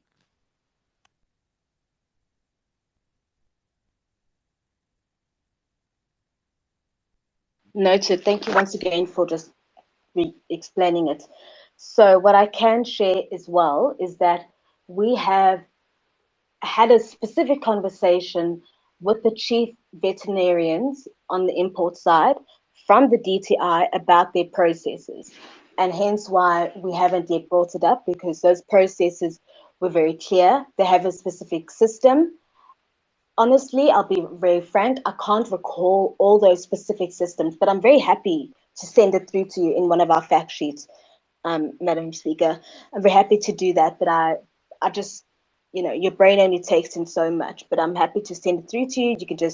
I can even just DM you. I just need a moment to recall all of that information. And that is it. I think there was another question that you had that I think I missed. If you can please repeat it, but that's where I can state that they, in terms of the import side, they do check them as the shipping comes in. What I can also share is if there is chicken that is somewhat faulty, right, and just a little, maybe just shows as though it's a bit faulty or not clear, whatever, they do toss it aside. And to be fair, in terms of that side, imports, they can lose about 1 million birds in that tossing aside of the bad chicken, and that's why, because those veterinarians are on site, on board Uh, as the chicken comes in. but Um, Madam Chair, Yes, you said No, you were not no, clear. I think you can clarify your question. yeah. Yeah, look, I don't want to have a dialogue with Ulungi because again, I think she's fudging some truths and facts here. But she says she can send it to us, send it to you, Madam Chair. So then we can share with these spaces at some point. I really would love to see how much they've been tossed aside because it never happens. I don't think Lungi has been to the border or customs side because chicken just walks through. If you ask Amy how much chicken actually, they can't account clearly how many tonnages have been imported on a weekly basis. We don't even have enough inspectors to check this thing. So that answer is very concerning for me. But anyway, I eat local chicken, so but I'm worried about my children who eat and my other family. But Lungi, you didn't answer the billion rand because you are fudging or mixing facts here. You are saying there's a billion rand that was given to SAPA to support small farmers and all that, and that's not correct. It's definitely not correct.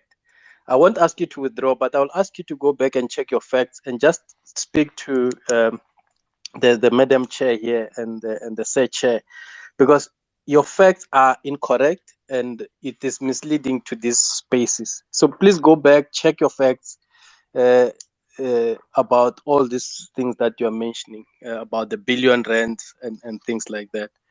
Let me stop there for now because other people wants to ask and it's getting late. Okay. Can I just say there was an important question that Mr. Temba asked, which was not answered, which was what is the importers doing their part on the master plan? What have they done thus far? I personally have seen videos of what has been done for the local farmers. If you can answer that one quickly for us as to what have the importers done. And I must just make it put it on record that Chicken Facts SA right now is obviously talking on behalf of farmers that we don't know. These are people from Europe and Brazil and other places who are bringing their chicken here. Well, they're saying they are concerned about the consumer who's getting sometimes 350 rand a grant, and we are trying to employ that guy so that he can get minimum wage of 3,500. So I'm obviously going to retrench that guy, and I don't know what he's gonna use to buy that chicken with that they're bringing in. But you can continue and answer that question as to what have you done on your side as far as the master plan is concerned. Thank you. That was Mr. Temba's question. No, so thank you. I did get a bit sidetracked with Madam Speaker's questions, but I'll continue. Now, in terms of the poultry master plan, yes, that's absolutely important. What has been done? Amy's mandate was to cover exporters. I also just want to clarify once again that it's not specifically what Chicken Facts has done, because that's Amy's mandate. Their mandate was to support the realm of exporters. Why exporting can assist in job creation, exporting can assist, most importantly, the farmers. As we've stated again, the few barriers to entry are 2 points. The one is that there's been some type of decline that we've noticed in which there's a barrier to actually export. We're not too sure what that reasoning is. That's still under investigation, just in terms of that. The second point, again, as reiterated before, is the health and safety requirements of our largest export group. And that hasn't been that hasn't been cleared. That hasn't been cleared. So there is still like certain sanitation requirements that are necessary, but that hasn't been cleared. Therefore, that group is pretty much banned. When we're talking about exports that have been made, we can account for that and we applaud that. That's your SADC regions. That's also Saudi Arabia, which is great, but it's not enough. The reality, again, I'm just going to state, is that the European market requires chicken breast, right? That's their their premium their premium product. Now, if your local farmers can produce that, it's a premium cut, therefore they would pay for it more than your other cuts. There's a market out there that needs to be managed. Um, it, yeah, that's all I Just a can quick say to that. question. Just a quick Yes. question. Have you approached local farmers and tried to get them to a position where they can export, since you are representing importers and exporters? Because at the moment you seem to be talking more on the side of bringing into South Africa as opposed to taking out of South Africa. And you've spoken in detail as to why it makes sense to bring into South Africa, but you do not have reasons as to why it is difficult to take out of South Africa.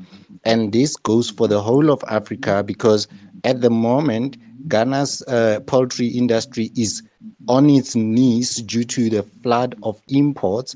Their local farmers are unable to revive. And every time an African country tries to export to Europe, they are told about health and safety. So what have you done on your side with the local farmers, as you are representing both imports and exporters, to try and help them to export? And are you helping any local poultry producers at the moment to export to those countries that are bringing into the country? Thank you. Noted, thank you for that question. As stated before, that is the requirement set. We cannot change that requirement unless government decides to change their requirements, or your large local producers are willing to lift all those sanitation requirements, Okay, and that's can you the only list them way for that we can us? aid. Are you able to list those sanitation requirements for us, please? Maybe if you can just list 3 or 4 of them for us. Noted. So it isn't one of our chicken fact sheets, so I would need to just go back to it again. Can I Okay, quickly can I give you a share chance to go through that sheet so that while you give Gifila us? can? Yes. Okay. You guys listening to this conversation, I'm very hurt.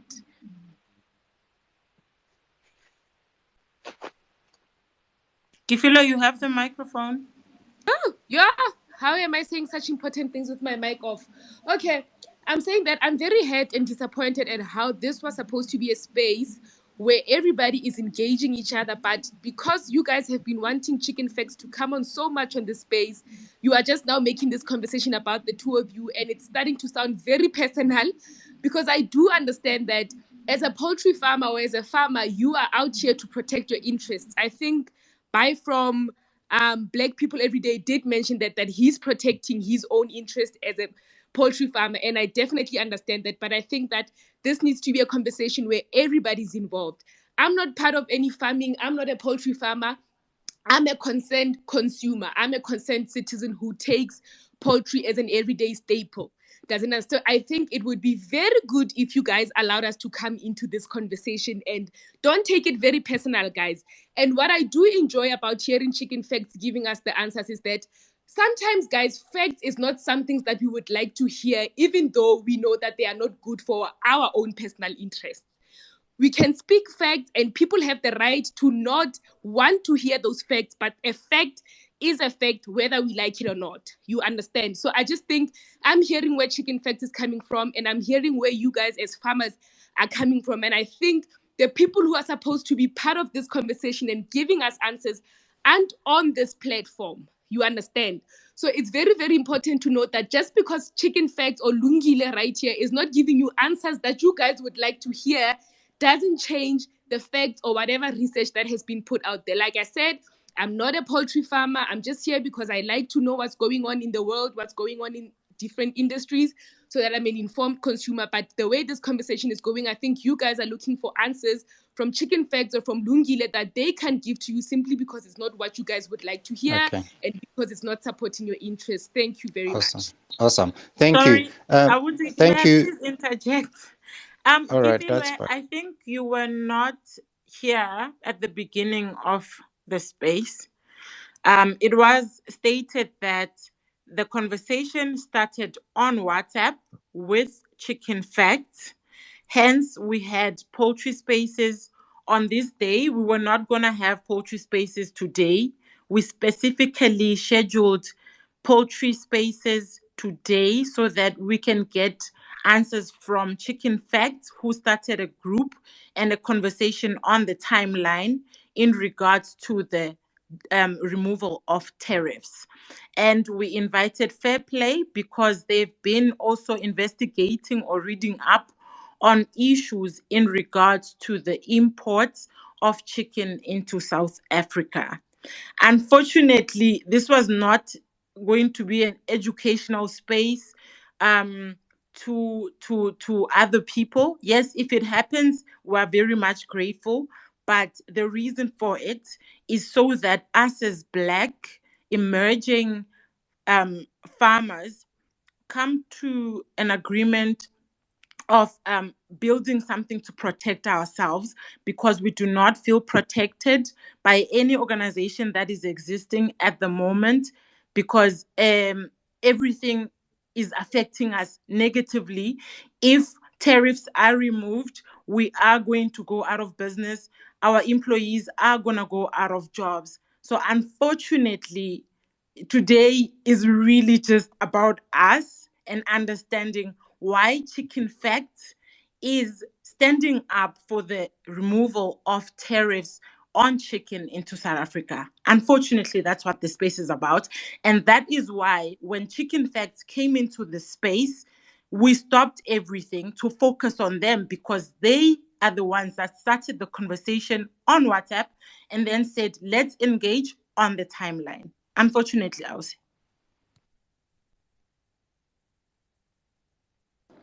Can I speak? Yes, sir. Go ahead. Thank you, Table Shack. Actually, it's a very educational space, right? For the people that know how tariff work, to the people don't know how farming work, and that's how you educate yourself, right? If you want to go on on farming, you should know that you have some barrier of entry, like chicken fact right there, that's representing lobbying for external forces, external corporation that try to bring goods into the country. So you have to understand the different forces, the check and balances, and everything. So you know how to price your consumer goods on the market. So it's a very educational space. I kind of disagree with you on that.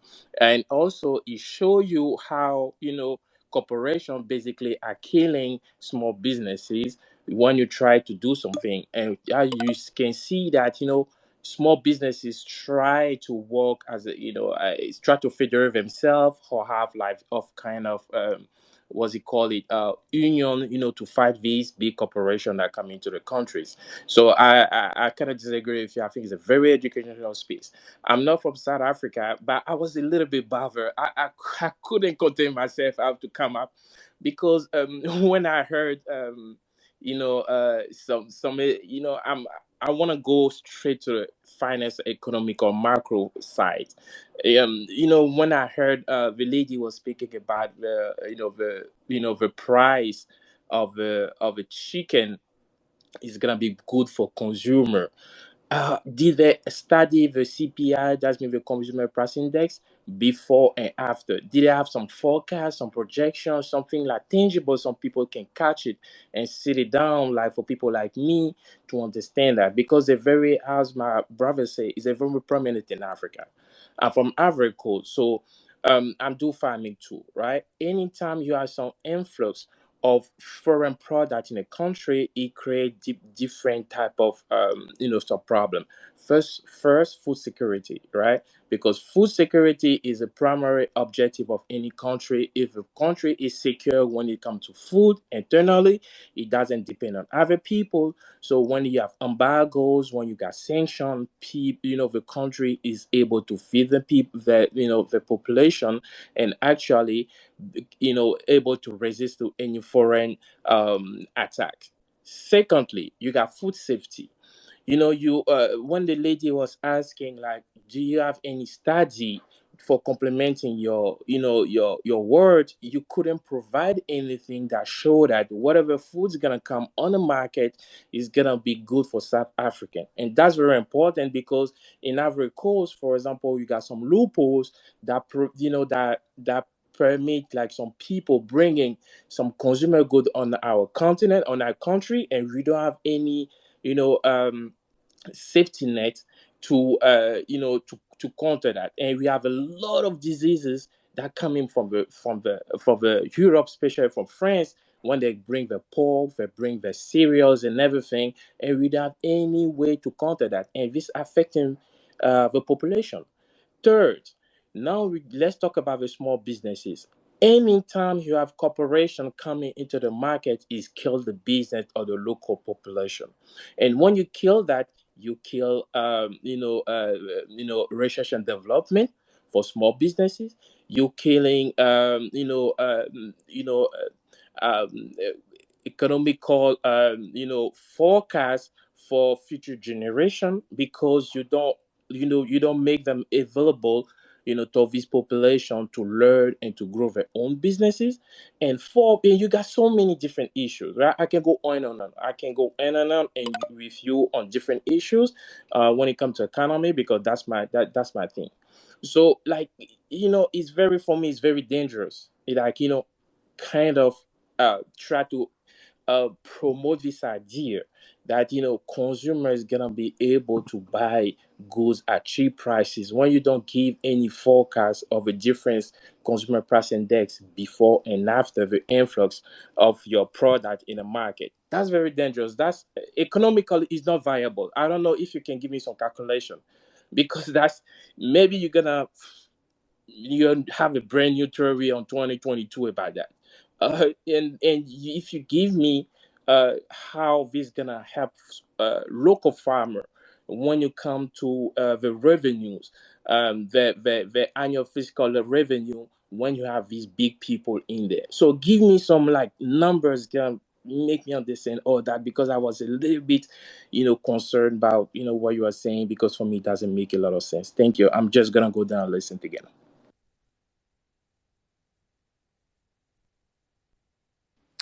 Thank you so much for your question, Nyango. I don't know if I'm pronouncing your name Yeah, correctly. you did right. Thank you. Chicken facts. I don't know if you heard the sir. Yes, we did.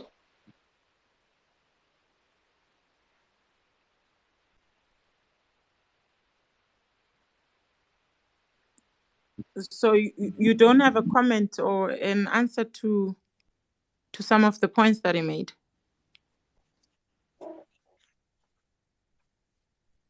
I do have comments for you, but I also would also just like to explain that there's a lot that he had said, and there's a lot of questions that have been thrown at us, and we just need to go through it step by step, to be very honest. I might not cover everything that he had said, not because I'm not wanting to, but because I might not have been able to have taken note of it.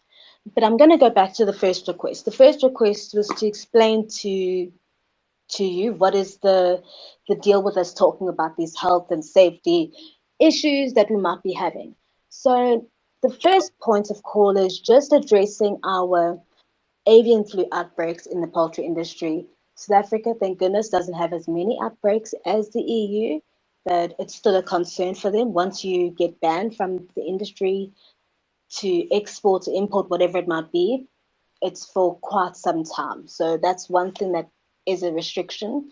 Now, the next we're referring to the sanitary and phytosanitary conditions for meat, and specifically poultry meat. and it needs to be complied to gain access to the market. That is what we're referring to. And those requirements applies to domestically produced food. It looks at, of course, plant diseases don't count, but yes, that does look at your feed. Um, and that's the main concern. It's your diseases that you're getting, such as the AI, but more than that, it's the antibiotics. That is also one of the main priorities. It's the type of antibiotics that we inject in our chicken.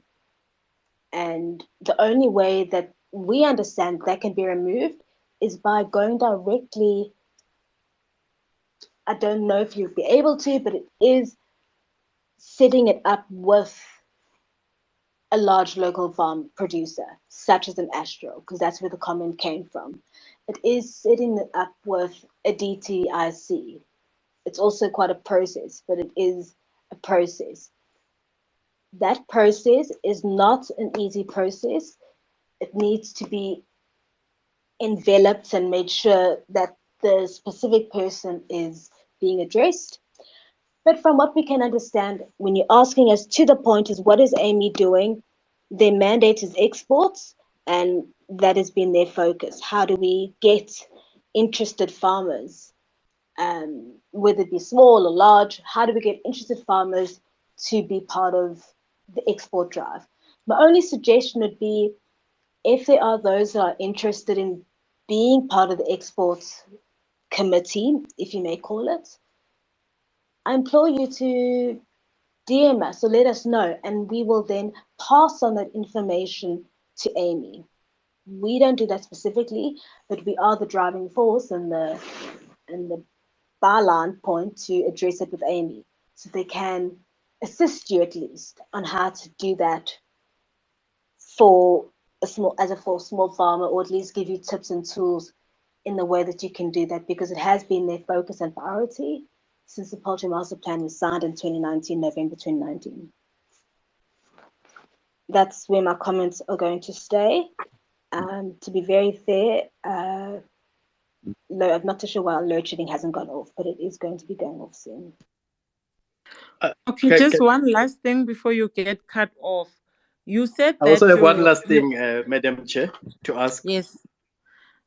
You're saying that you think you're not sure that South African poultry producers would not be able to meet the demand. You first said that we won't be, and then you went back and you said, well, you guys haven't confirmed yet, so you are not going to disagree when we say we can meet it, and then but we shouldn't disagree with you when you are saying we won't be able to meet it. It's very unfortunate that you are not speaking on facts, and something that you can provide research results to us and say no, you guys won't be able to reach the demand. Because now what I was going to say or ask is, did you ever go speak to a rainbow chicken? Because they did mention that the reason for closing or cutting down was because of this dump chicken, which was causing competition that is very tight, and they were unable to match their price, the dump chicken prices. So now, if a South African poultry producer or chicken producer is going to take down the numbers due to this dump chicken, how can you then go and say that we won't be able to meet the demand of chicken that is needed in South Africa?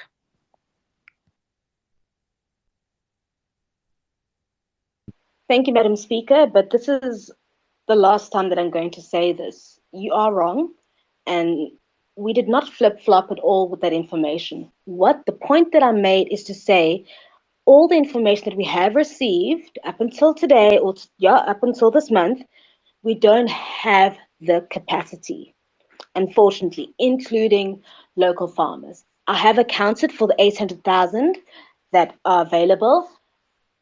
I also continue to say that if you feel that we are wrong, please do bring forth your information. Let's bring that into consideration. That's the point that I made. We're not flip-flopping. Secondly, I need to address the dumped chicken as well, because the term dumped chicken is definitely become a buzzword at the moment in this industry. As Chicken Facts, we will not, and I can be very certain, and I also need it to be understood, we will not, we only get the results for truly dumb chicken on the 14th of June. Why? Because ITAC is fulfilling and completing their, it's completing their, sorry, it's going to get my thought.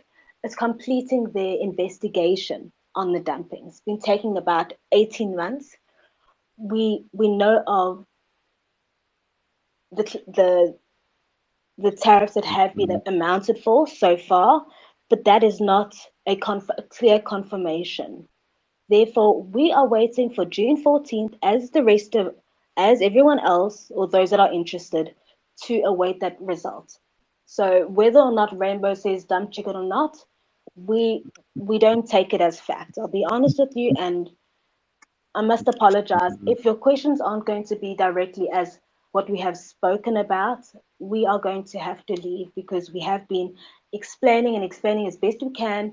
Some don't believe us, maybe some do, but we are just accounting for what we know, what we have researched, and that's that. I'm sorry if our answers don't align with you. We're just doing our best to ensure that you've got the information. I'm done. Before I give Mr. Temba a chance to speak, do you have can we have access to those research results or findings to say that we won't be able to accommodate chicken needs or demands? To be honest with you, it's across all of our fact sheets. I implore you to have a look at our fact sheets, www.chickenfacts.co.za. It's under the facts tab, and those resources are for your perusal. Just to give you a better idea, you can look at our very first fact sheet that was created in 2020, and that should give you a very clear basis as to where we are. We did an updated one as well in 2021 for you to have a look at, and that's what we can give you for now. We just implore you to have a look at what we've collected.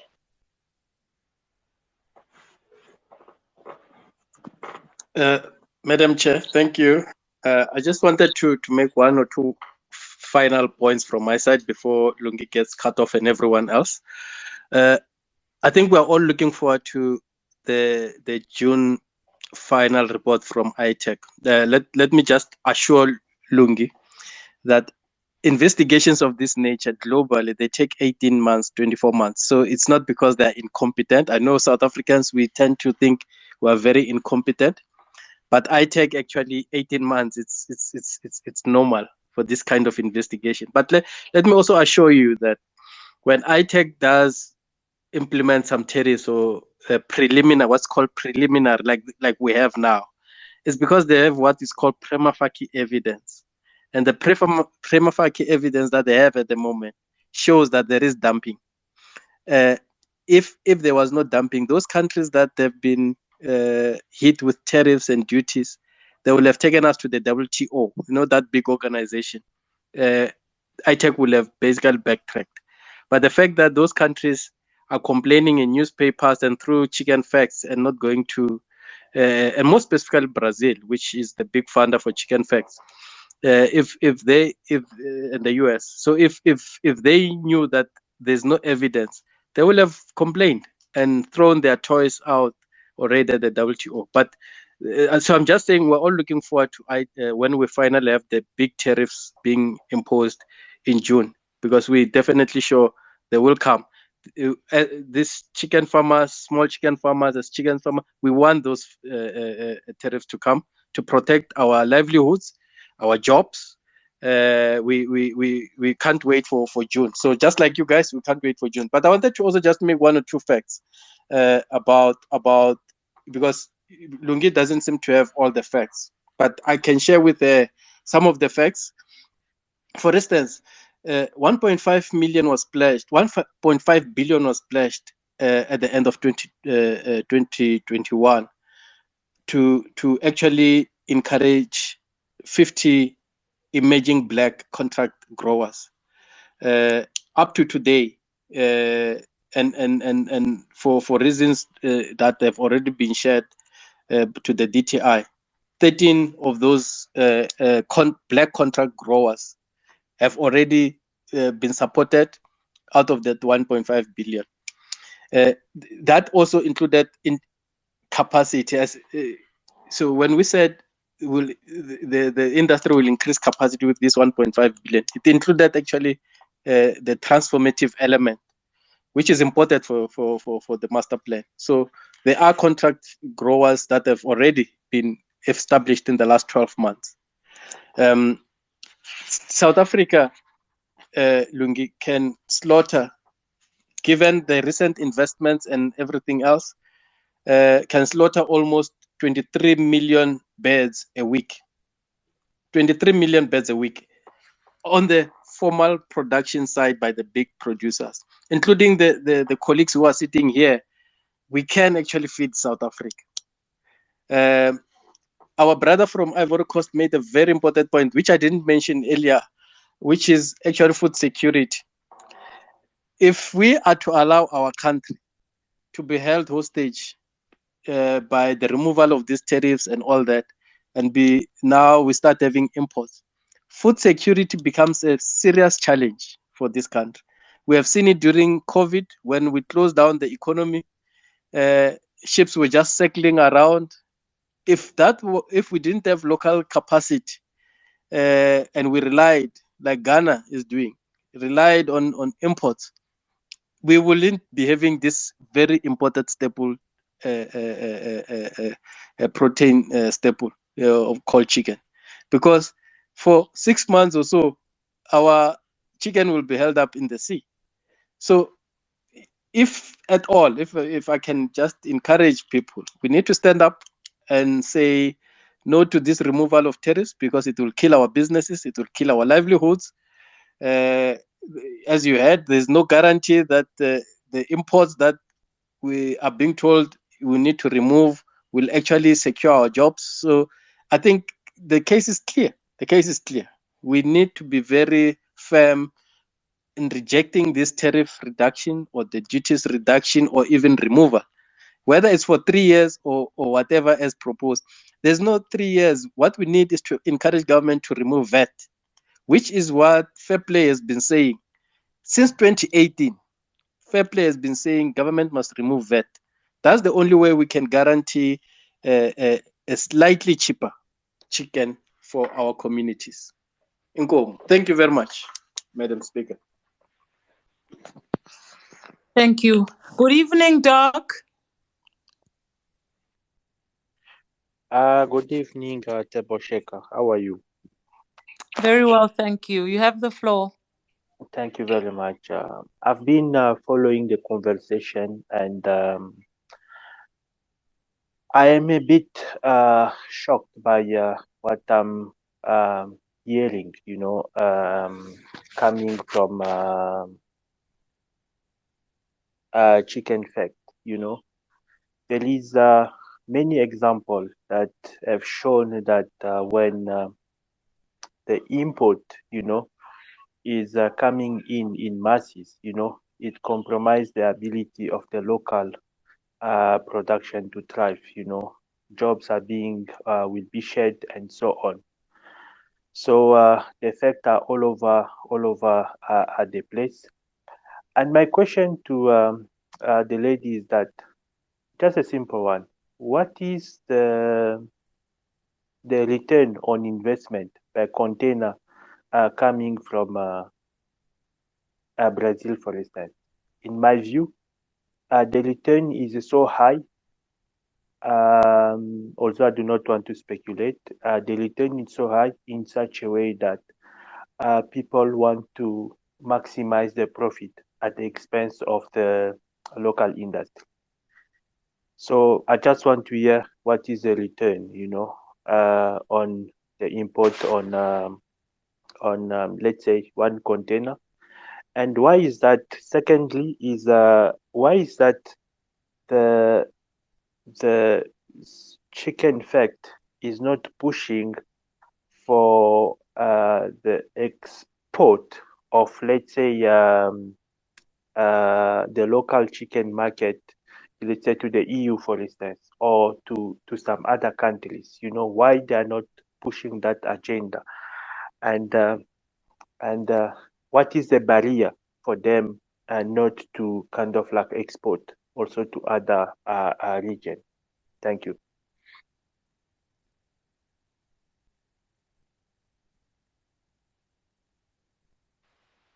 Good evening, Doctor. Thank you for your question. Now, based on the first question in terms of the containers, to be honest, I cannot answer you on that. I do not know. That's not something that we have looked at, but we probably should look at that. Next is, why are we not pushing for imports? I mean, not imports, apologize, exports. We certainly have been, and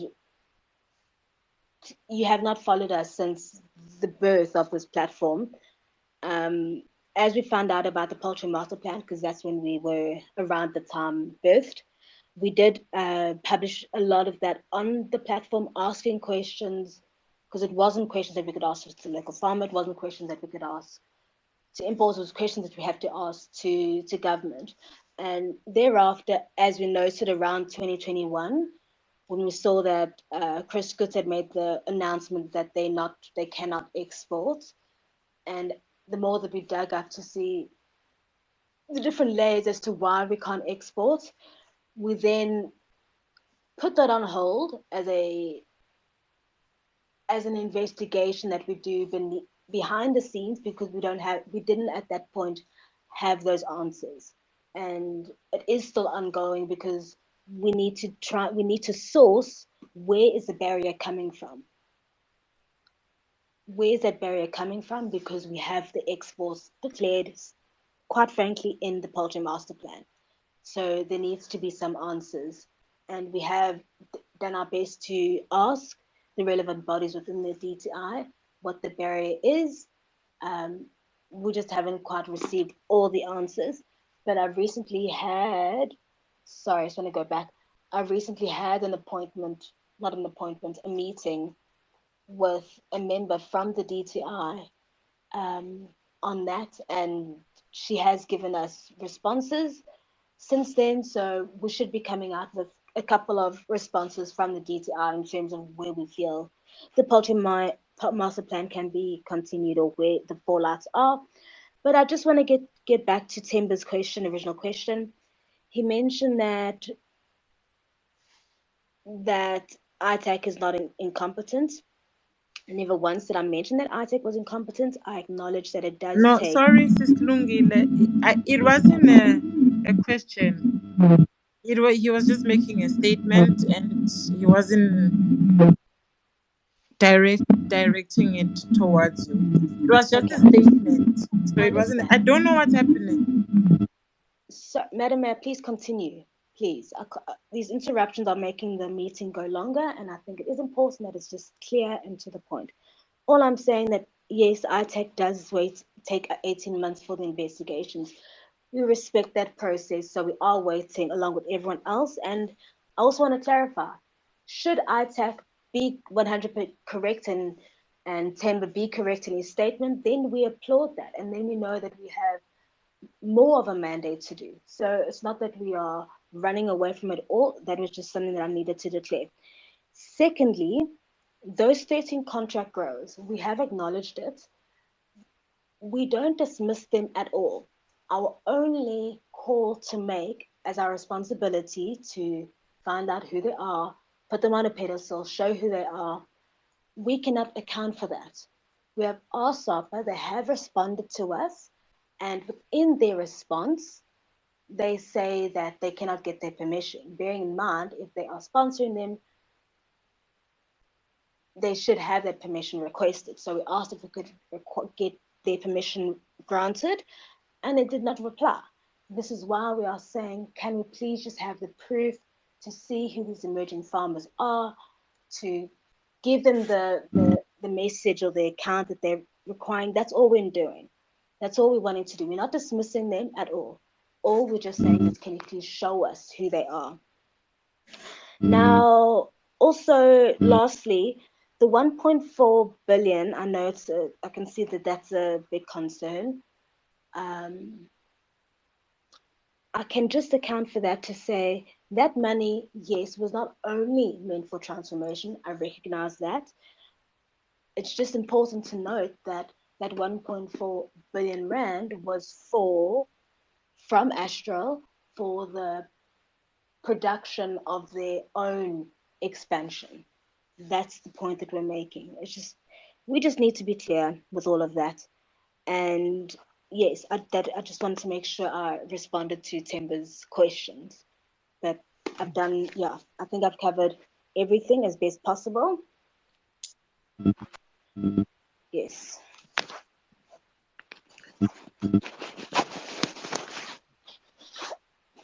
Utokotela, Lungile, could you please mute your mic when you're not speaking? Because it sounds as though that sound is coming from your side. I don't know what's happening. Just a quick one. Just a quick one on my side. Who's funding you, Chicken Fact? Because I am actually in your website and I don't see any contact. You know, when you go to contact, it's like, it quite empty. Who's funding you? I see podcast, news, fact, business, global, and who's representing? Who's the team? You know, who's funding you guys? Just out of curiosity. Thank you.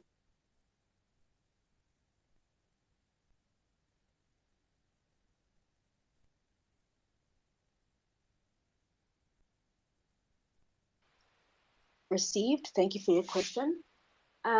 We have not been ashamed to even share who is funding us and who is our subsidiary group. And if you just for your information, just in content that you read on the website, I encourage you to go to our homepage and you'll see there's a declaration there that we're a sub-brand of AME, the Association of Importers and Exporters. It is 9:30 now. I will be taking one more question and then I would need to depart. Thank you very much. Okay. I'm just gonna mute you quickly to ask the question. All right, guys, can you mute your mic? Okay, thank you.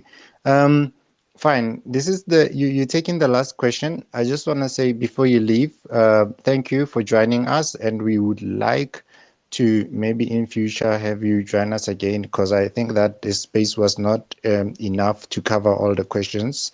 I just want to ask you quickly, looking at the case study of Ghana, which imported over 81% of its meat in 2018, as reported by the Ghanaian president. So what happened there is currently there is no local poultry industry that exists. They're only depending on imports. Now, and right now, chicken in Ghana is more expensive than steak in South Africa at this very moment, and the problem started by dumping, and I am calling it dumping because this is a byproduct of the unwanted parts in Europe and North America. So those pieces that are arriving in African countries not consumed by the European market and the North American market. Now, my question is to you. Are you aware that a lot of people, thousands of people, lost their jobs in Ghana due to dumping? And the same thing can happen in South Africa. So I want to understand from your view, what do you think right now, you as it is, that is guaranteeing us that those people who are importing will keep their prices low, first of all, and we will not have the same situation that has happened in other African countries. I'm only mentioning Ghana now as a study. It didn't only happen in Ghana, it happened in many other African countries. So that will be my last question. and I will hand over to the co-host to end the space after you've answered that question. Thank you. Oh, and please, I just want to say that the guys whom you are representing, should be very happy. I wish that you were representing the local guys as much as you are representing the imports. I wish that you were representing the exports in the same manner. Thank you. Christine, thank you for your question. Thank you for that compliment. Now, I am very aware about Ghana. It has been a case study of ours entirely and completely. That's why I feel that having Amy as a partner is important because they do represent exports. But let me answer the question. Firstly, we are not Ghana. We are South Africa.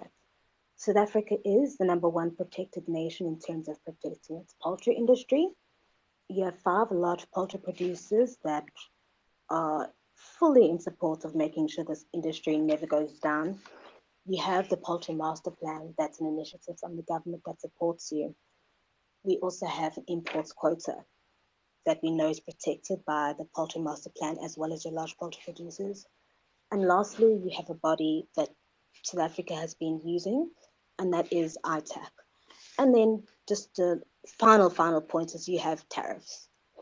And I have great faith and I applaud South Africa, really and truly. I applaud South Africa in what they do and protecting themselves. I, Ngilwe, uh, like personally, I feel that South Africa's fine. South Africa's safe. So that last year you saw 5% increase in your local production, and that's amazing. That's fantastic, and that of course was with tariffs and of course within the Poultry Master Plan again. I'm sorry I mentioned it, but I must. There is a mandate as well to increase it. You also have the localization policy that was introduced last year to protect all industries, specifically poultry and imports. So I have no doubt that South Africa is safe, and I feel that as local farmers, smaller farmers, you should definitely trust that system. We're not against the system. We're just trying to highlight other Okay, things. but I just want to say I don't believe that South Africa is safe because we know that people lost jobs when Rainbow closed down in KZN. So that is not safe at all. I just have to put that out there. Saying that it's safe, that's not really true. Thank you. Okay, I think Ulungile can be excused now, as she did mention that she's taking the last question. Thank you so much for joining us. It was a pleasant surprise because we're not expecting you to come through anymore. May I please Yeah, finish Ish, my your point? mic is okay. Thank you. Thank you for joining I will us. have loved to make my closing comment before she leaves. But Sorry, if she's I pressed for know, time, no, Butemba, I'm not approving that request. Bye my bye, last Sis point. Lungelo. Zosala, we just want to speak and finalize the space. Thank you so much for joining us. I will just finish my point. Astral employed 3,700 farmers, workers last year to this year. That's applaudable. And that is, you can see that for your employment sector. That's my last point. Thank you very much for having me. Keep well. Goodbye. Bye.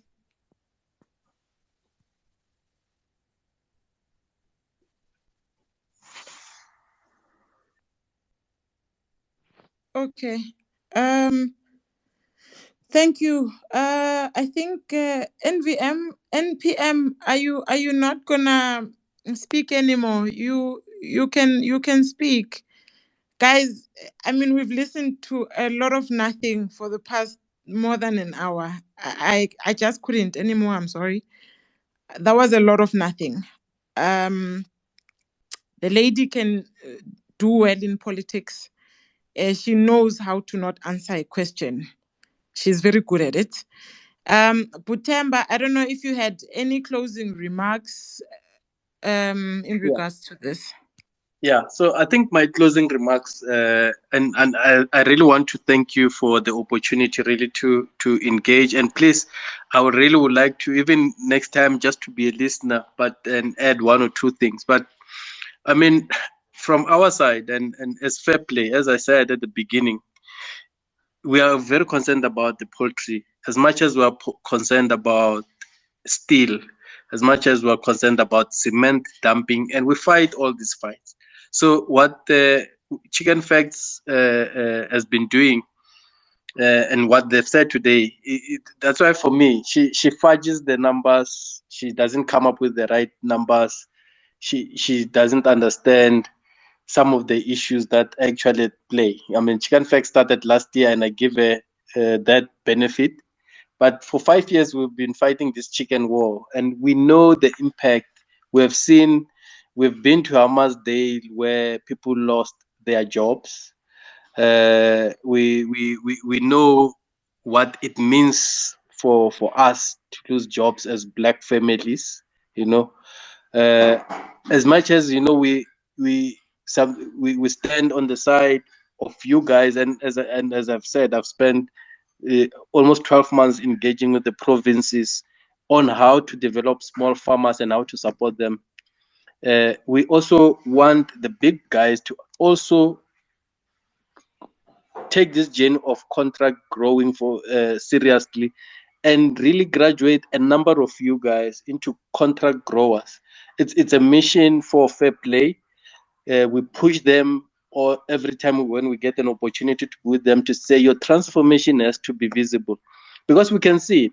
I mean, and I don't want to bash Amy when it's not here, or Chicken Facts when they are not here, but the reality is the only area where me and you have an opportunity to say we are seeing Amanda or Rutemba growing, it's through local production. It's not through production that happens in Brazil, and we only see the chicken pieces in South Africa. The only way we can really see transformation and livelihoods being improved in South Africa is when we encourage local farmers to be developed, grown into contract farmers, and even grown to be major producers themselves. So that's what we fight for as fair play. We fight on that corner to say we want to see this, and government knows the master plan, which we, and you wouldn't know this, but master plan, we pushed government to say if we are going to save the poultry industry the same way that we saved or are trying to save the textile industry in Cape Town and Durban and all that, it's if we all come together and have a master plan that says this is what we're committing. And that's why we are very committed to showing progress on the master plan on an annual basis. We need to have progress that says, as big producers, this is what they've done to on all the pillars of the master plan, whether it's transformation, whether it's their own investment and all that. We are pushing them, but unfortunately, we are not seeing much from the importers and exporters. I wanted to actually also, as a last point, and this very last point, I wanted to also just say, uh, one point that I didn't correct because I didn't have an opportunity with Ulung. She's saying there's not much being done. Actually, in the last 12 months, there was a development of 120 tons cooking capacity, which was actually readying the market, the local market for exports. And then they said, okay, fine, now we have capacity to start exporting chicken. And nothing happened because the people who are supposed to export were not coming to the party. So there's so much, but that's another spaces for another day. That's another spaces for another. But I'm very grateful for being given an opportunity to really participate, and to also listen to some of the questions and concerns. And I will, as I've said earlier on, I urge you guys to really form this into a collective voice that can start being recognized by both government. DTI listen to your voice because they're the custodian of this master plan. The Department of Agriculture has to listen to you because they're custodian of our land. We need more land for small farmers. We've been urging them that as well. We've written a letter to the Minister of Agriculture 2 years ago already to say we need land to be released. As much as you are releasing it for farming and others, we need land to be released for small black farmers. You know, we have these letters, you know, that we've been urging.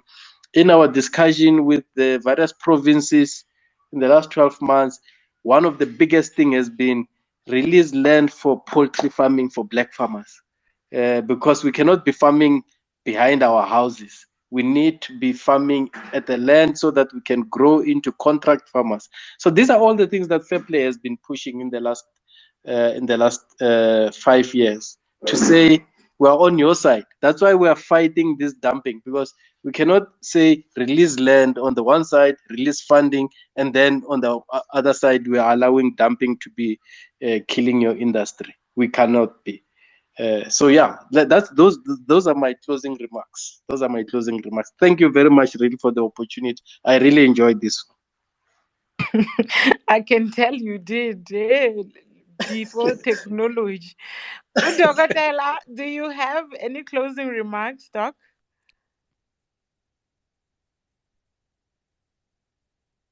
Thank you very much, Amanda, for the platform. On my side, I'm happy to hear the two confronting side.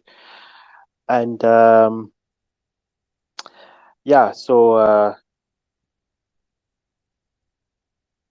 I agree with many of the guys who believe that um, dumping can compromise jobs of people, quality of what you are eating. I can say that this is my opinion, but I need to be persuaded, to understand the benefit of the other side of guys who are believing in importation.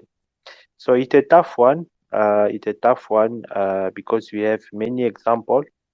And yeah, one thing that I need also to comment is that the lady speaks so well, and I wish I could be able to speak at that level. And sometimes she will turn around the questions, thinking like she's answering, but in fact, there is no substance in what she's saying. Actually, she's not answering. So I hope that in future we will engage more in this subject, because it's a huge concern to many people, and it also a money making scheme, for the other side. So we need to kind of like engage more, so that as people working in the industry like us, as consumers, we can be aware, you know, and and choose our side. Lastly, I will say the big corporate, the type of shop, right, Pick and Pay, they are not also that supportive. They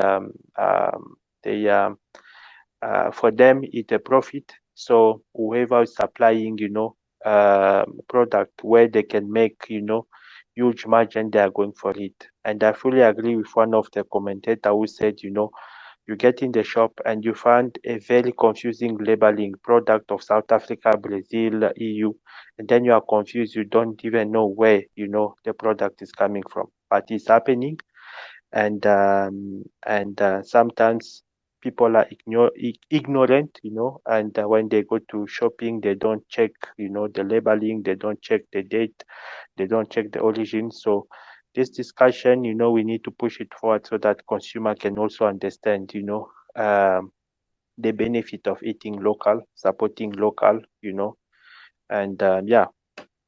Thank you very much, Amanda, for the platform. Thank you so much, Doc.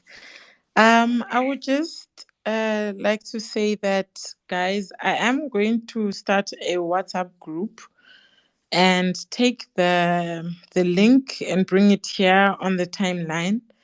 And each and everyone that is interested in starting with this baby, of actually having our own voice, forming a uh, black farmers something. I don't know what we're gonna call it, but we need to stand up for ourselves, because nobody is gonna stand for us. Nobody is standing for us. We have seen it. Uh, SAPA says the prices of feed need to be a certain amount, but we find ourselves paying way more than what SAPA is saying. And those are the type of things that if we were collective, we would be able to understand, or perhaps even also buy at those prices that other farmers are buying at. AfriForum started with just people that had a vision and a clear mandate as to what they stand for, and then they've been standing ever since.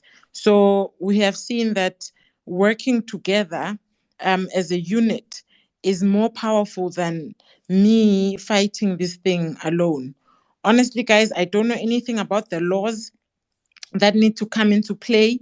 That's why we would need the next person. I know that a lot of us went into farming after we actually went and graduated in school. So we probably have lawyers as farmers, we have accountants as farmers. So we're gonna need, all the help. Mina, I can carry a tire and petrol. I'm very good at that.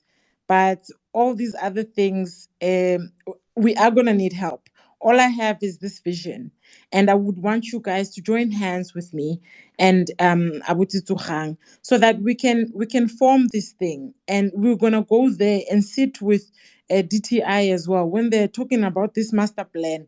We'll be those people that are standing up for ourselves. We need to start our own Operation Dudula. This is the Operation Dudula of our sector.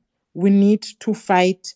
We're not just going to be fighting for imports. We need to, I mean, even green farmers are actually also allowed to form part of this, because there's imports of fertilizer, and fertilizer coming into SA being expensive affects our feed prices, because feed prices go up the moment fertilizer goes up, because soya goes up, and yellow maize goes up. So it's not just going to be poultry. The name is not going to be poultry, black poultry, wara wara. It needs to be black farmers something. Abuti Zuhang knows I'm very bad with names, but guys, me, I have a vision, and I would like for you guys to join in this vision. I'm going to create the WhatsApp group, and we shall see. We'll fumble as we go, but I know people. There's Butemba here. He'll probably also link us with the right people as to where do we go in order to actually be able to sit at those tables. There's another guy who sits in the tables of the master plan Wara Wara. We know him. His name is he's here on the timeline. I forgot his name, but he can also link us up.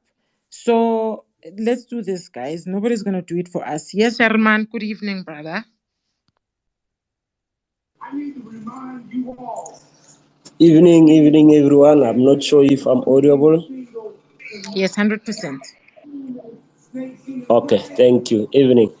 I've been listener for quite some time. I wish I can remember what they've been said.